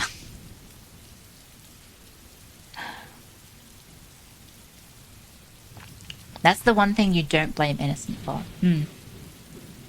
So yeah, we have multiple people at fault. You can't just blame the Venetians. And hopefully that is what I've been trying to argue for this case. Because the Venetians do get a little bit of a bad rap for the Fourth Crusade. Everyone is responsible for the... Yes, Rex, I think I would agree with you. The Pope, Crusaders, and Venetians are responsible for the circumstances. Alexios IV is responsible for everything going absolutely pear-shaped. Okay, so, in conclusion, we're at the end, guys. The Fourth Crusade originally planned to travel to Egypt before heading to the Holy Land. The Pope and the Crusaders failed to recruit enough soldiers, leading to the Crusaders unable to fulfill their debts to the Venetians. The Venetians used this debt to reclaim the city of Zara. Alexios IV, or Prince Alexios as he was then, arrives, promising everything to all the parties could ever want: the Venetian debt paid, military support for the Crusade, and the end of the schism and submission of the Eastern Church. Alexios fails to pay up, subsequently overthrown Crusaders in their anger, sack the city. Resulting in the creation of the new Latin Empire of Constantinople, the Kingdom of Thessalonica, and the end of the Byzantine Empire for over 50 years. How do you know that time-traveling Cleo isn't responsible? I'll never tell. I'll never snitch. So yes. I have a question for you all, guys. When looking at historical events, they are often more complex than simply being able to blame someone for everything going wrong. The Fourth Crusade was a combination of unfulfilled promises, unpaid debts, and incompetent management and chaos. And so I have a question for you guys. Has your opinion of the Fourth Crusade changed? Yes, I know, Dunkslide. I have the questions later. And if you blame the Venetians prior to the stream because you had prior knowledge from other sort of sources like Wikipedia or other historians or games such as Paradox games, do you still think the blame sits on the Venetians alone?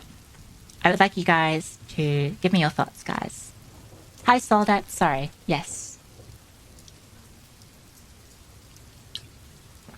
You blame everyone? I think that's fair. You didn't blame the Venetians before, but your view on it was way simpler. Quite a bit, yes. Don't really have an opinion, you only have a vague understanding of the events, yeah. Before the stream you thought all Crusades were shit, and now you think the Crusades still shit shows, yes. They were. Can't really say your opinion has changed. Your opinion on the sack of Constantinople Crusaders is still hilarious. You blame the Swedes, yes, it's Paradox's fault. Blame the schools. You blame humanity because we like war.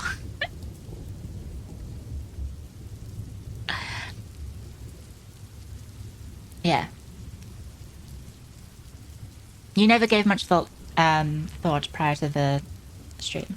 But yeah, hopefully this has been an interesting presentation, guys. Hopefully you've learned a little something about the Fourth Crusade, the actions and motivations of everyone involved, and also the role of a historian in unpacking our historiography, discussing historiography rather, and unpacking our contemporary sources of the events, and trying to understand what happened to the best of our ability. And we have some limitations. The main limitation I've mentioned before, we don't have a Venetian perspective on the Fourth Crusade. If we did, that would help a lot. It might reshape how our understanding of the event completely. Just a question, Tish. Will there be more of these? It's been hella fun to listen and learn. I do want to do more, guys. I definitely want to do more of these. It's more complicated, sure. You can't blame the Byzantines for the Fourth Crusade. No. And it is important to maybe categorize Alexios IV as separate from the rest of the Byzantines, because he was in exile for 8 years and just young, dumb, and full of unfulfilled promises. This is a whole chunk of history that you had no idea happened. You think the scholars we just got, there were some Crusades and a brief description of what they had in common. Yeah, basically. I hope you guys have enjoyed this. You brushed Alexios off before because a dumb Roman emperor isn't unusual. Yeah. Lots of dumb people. It's often more material from what you've gathered. Yeah. Yeah. There's a lot of sources we have. I didn't mention all of them in particular, but we do have some. You've got a little question, if you don't mind. Like, did the proposed targets for Crusade usually know beforehand? No. I don't believe so. I would have to look into that, because the Crusades aren't my area of expertise.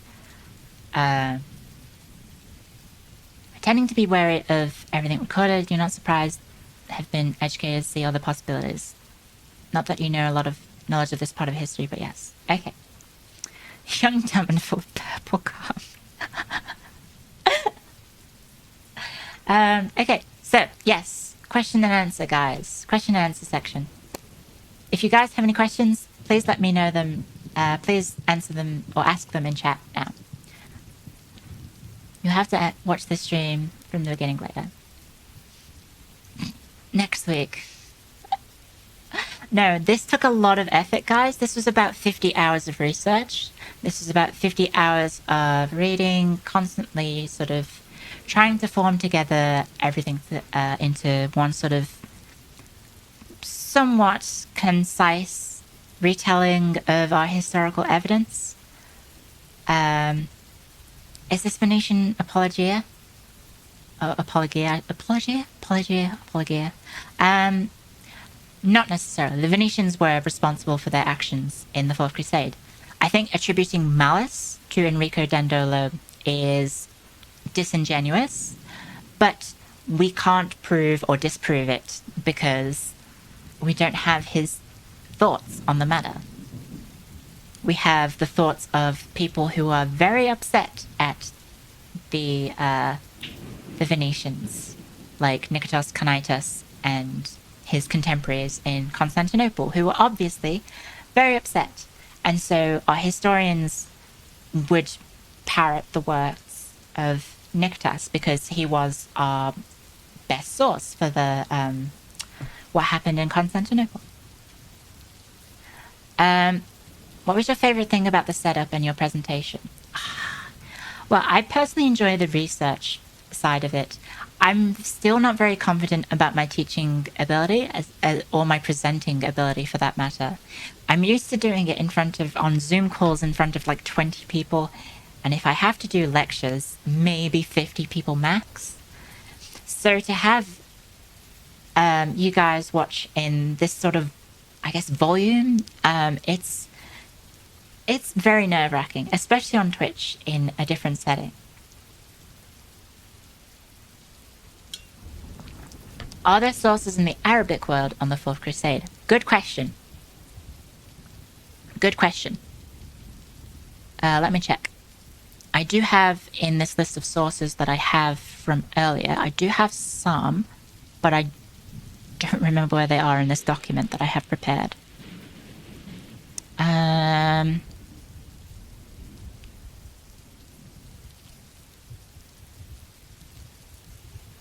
Fuck, where is it? Here we go.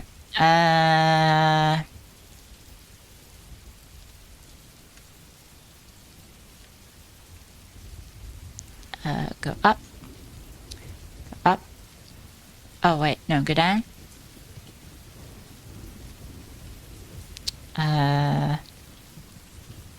Nope, that's not it. As far as I'm aware,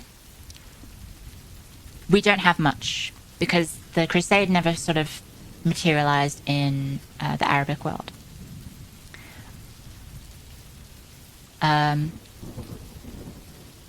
31. Okay, no, we don't have much. We don't have much, unfortunately. Not at least, not in the stuff that I prepared. I don't have any sort of Arabic perspective. There might be some out there. I didn't obviously find it. Were the Ayyubids aware? I think they would have been aware of potential Crusader action. And it is possible that they were aware. That lends into the whole theory that the Venetians and the Ayyubids were secretly conspiring, and that's why the Crusade diverted to Constantinople. If Alexios hasn't promised the 200,000 marks and only promised the 34,000 that the Venetians were owed, would things have gone better? The thing is, we don't actually know how much Alexios ended up paying. Because there are some circumstances around after the siege of Constantinople that because it was so late in the year, the Crusaders couldn't then sail to the Mediterranean. So they were stuck at Constantinople and agreed to help Alexios consolidate his power, which turned out to be somewhat disastrous for everyone involved. Had it just been the 34,000, maybe it would have been better. But also, we don't know for certain because we don't know exactly how much money they had paid back. You did a good job with this regardless. You'll find your pace, and I think you will excel at this. Thank you. Yeah. I normally don't do the big presentations. I normally do the tutorial classes, contact hours, and so yes, it's difficult to adapt to doing it on Twitch. Will you give lectures to IRL students as a VTuber? No. I'm keeping my work and VTuber activities separate. Should we email questions later if nothing pops up? You can ask them on. I guess you can ask me them via email. I do have an email on my Twitter profile. Someone asked about YouTube VODs. There is a link for the YouTube VODs. It also has my Twitter there as well. This will eventually go on YouTube, hopefully, unless something bad happens. I might need to cut down some bits, like that random person showing up from earlier. Would you like to see your notes? Yes, I'd love to see your notes, Minolinsky. Thank you very much. What did I learn from pulling this together? Streaming educational content on Twitch is hard. It's very difficult. I find it much more stressful than doing it at work, and even that is still somewhat stressful. Do you have any books that you'd recommend to read further on this period of history? Yes. So I would recommend, if you have an interest in history in general, where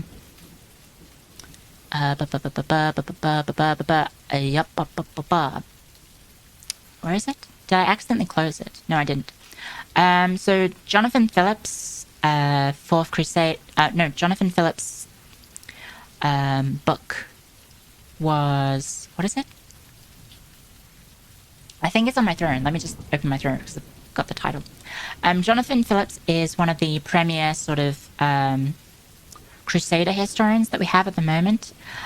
His book, The Crusades 1095 to 1204, was very important to getting the stream done. I relied on his work a lot for getting my notes done. I also have, from a Venetian perspective, we have, oh god, let me get his full name, Thomas Madden. Thomas Madden is maybe the premier sort of Venetian scholar. He's done some work about the Fourth Crusade. Let me find it. So there's Venice, A New History, which I own. And there's also Thomas Madden, Venice and Constantinople. No, Enrico Dandolo and the Rise of Venice. That's a 2006 book. He's also done a lot of journal articles about the relationship between Venice and the Byzantines. If you want more stuff about diplomatic history between Venice and the Byzantines, there is also... let me find it. Because if you're not aware, guys, Venice was actually a vassal of an autonomous vassal of the Byzantines for a very long time in history.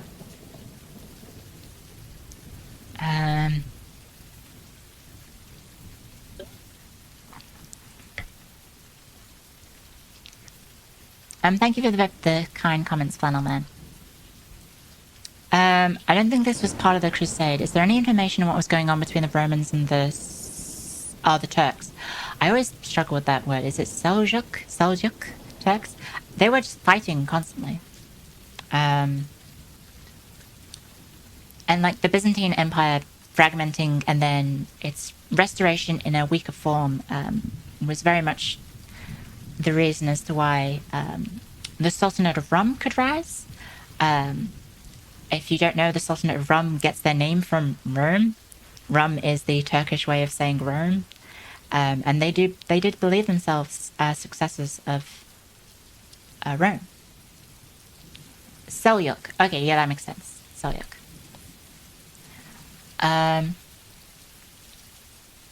Is there any specific reason for there not being Venetian records, or just none have been found/survived? Yep, none have been found/survived, unfortunately. Was winter really that cold to sail from Constantinople to Egypt? It's not about the temperature, although that would affect it. It's about the instability of the sea. It is exceptionally rough to sail in the Mediterranean during the winter. I would know. I have done it. It is very rough, and I've done that in a modern boat. If you imagine that in an ancient, well, not ancient, but a medieval vessel, like a galley, which sits quite low in the ocean, mind, there is a very high possibility that you sink in those unstable currents. As far as accounts go, there is someone who expects appropriate parent about the finances. Yeah. All the Americans tutorial. Basically, that's like the contact hours that I have with the students. Do more of these, they're fun. Thank you very much. Email, what is this 2012? Hi, Pistache. Where am I from? I'm originally from the UK/Ireland. I'm not going to be specific. I currently live in Australia. You're learning to hate time differences. I'm sorry, Salted. A for effort. Thank you very much. Sorry, I'm catching up on Twitch. What else do you think of teaching in the Twitch environment? I'm enjoying it. I like the constant feedback from you guys. It is stressful. It is a lot more attention than I'm used to. Why not choose a topic you didn't need to research on? Because I don't want to get doxxed. Sorry, Nanara. I don't want my background to be doxxed, because if I say, oh, I know all about this, and then you guys go, oh, hang on. Google, and then there's my name. You did a very good job in educating on the subject. Granted, you knew nothing prior, but it's interesting. Thank you. Thank you. B for execution. Once the confidence sets in, the stream will be amazing. Thank you. Yes, I understand I was very nervous and a bit jittery.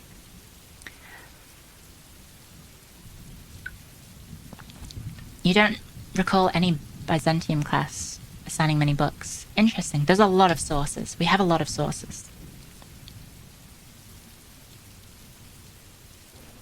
Because they wrote a lot. The Greeks were very, very, very rigorous about writing historical recordings, like Conitus did. Why can I not find this gosh darn source? Sorry, I'm still looking for that source. Oh yeah. No, that's not it. Where is it?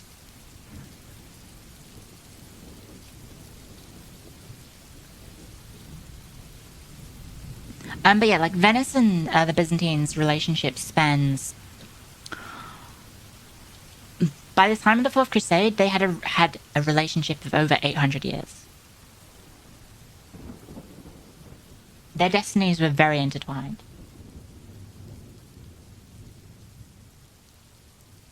The Venetians basically were an autonomous vassal that helped out in times of naval conflict. They sunk a lot of Muslim fleets. They sunk a lot of like Norman invaders.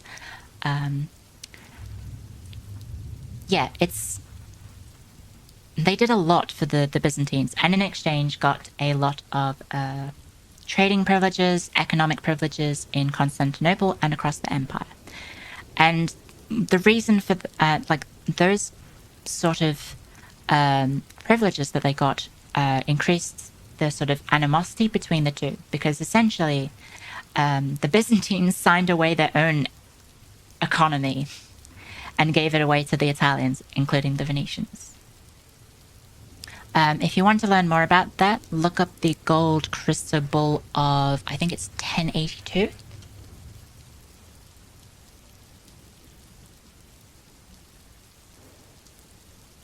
Not 1282, 1082. I think it was 1082. I can link it in the chat. This was very important for destabilizing the Byzantines' economy. Obviously, Wikipedia isn't the best source on it, but there you go. Who's my favorite Byzantine emperor? I don't really have one. I guess the easy answer is just to say stuff like Justinian, because he did a lot of stuff. How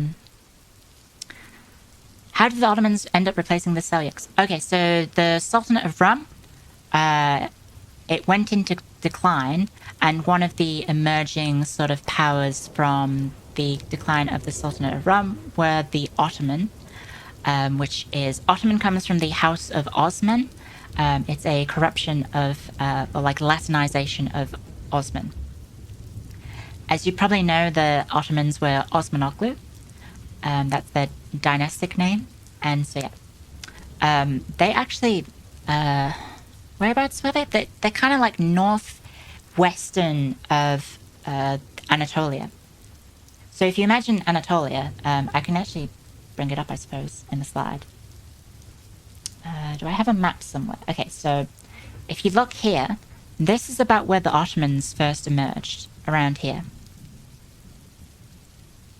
And so they conquered their neighbors and very quickly grew in size, and then eventually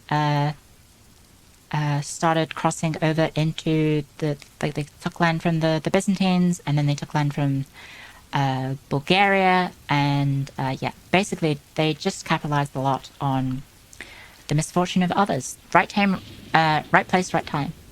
And they also had their own conflicts and struggles as well.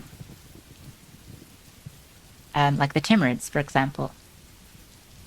The Timurids beat up the Ottomans so badly that the Ottomans had a succession crisis. It's quite impressive. Yeah, they're basically a random warband in the 1200s. And they did very well for themselves. And yeah, they inherited the political apparatus of the Byzantines. Yes, they did. Oh, I'm on the wrong slide. I thought I clicked on it. There we go. This is so much more feedback than a classroom. Yes. Miss Professor Cleo, ma'am, where should you post your notes? You can post them on Discord if you'd like. If you're already on the Discord. If not, here's the link to the Discord if you would like to join. My community is very nice and kind and talks a lot about history, talks a lot about strategy games. So if those sort of things interest you, you're welcome to join. You kind of like being in chat. It helps with your attention. I'm glad. You can see how it'd be tough. Yeah, it's tough. It's surprised there were no dog interruptions. My dog was actually sleeping very soundly. And then when my roomies got back, I think about an hour or two into the stream, they took her off me. So she's with my roomies at the moment. I wish there were a lot more recorded Asian history. People respect all of its history. Too much liberal revisionism. Oh, okay. When he read Geoffrey Hinley's book Medieval Sieges and Siegecraft, he included a quote from Carneades on the Second Crusade, including women in the ranks of knights and sergeants. Is there any information on women in the Fourth Crusade? So we don't have any knowledge of Crusader women. We do have women in the Crusaders' camps. And I did mention the prostitutes and other sort of camp followers. So yes, there were women, but I don't know about any fighting. Rum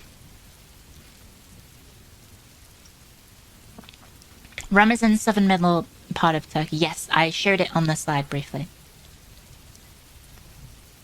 So yeah, I think I'm caught up now.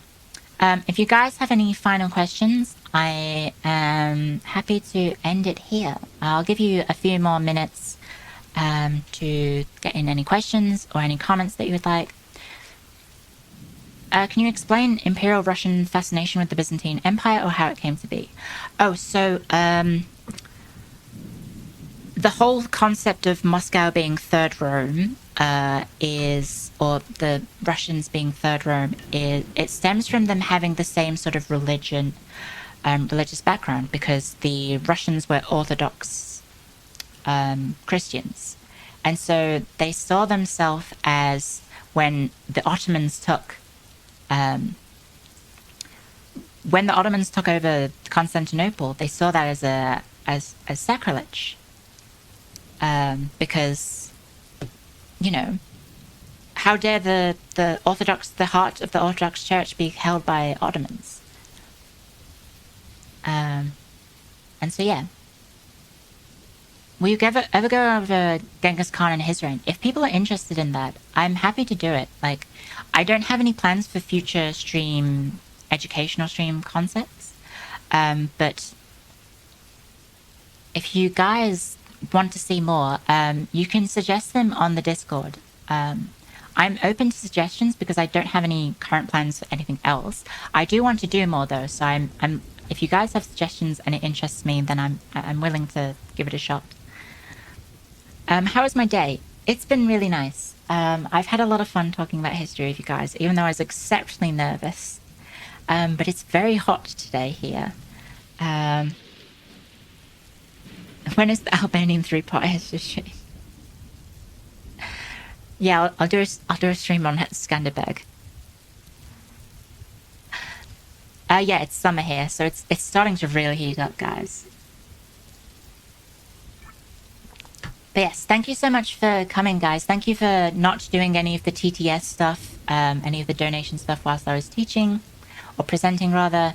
Thank you for holding off. I'm not saying that to try and like press you guys, hey, give me money. Far be it. Like, this was completely free. I enjoyed doing it for you guys. I hope you had fun as well. Do you just do big picture history, or would you be willing to do a presentation on military history? Yeah.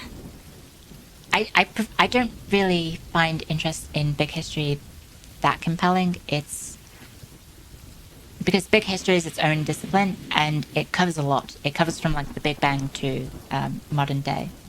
If you're not aware of what big history is, it's a lot.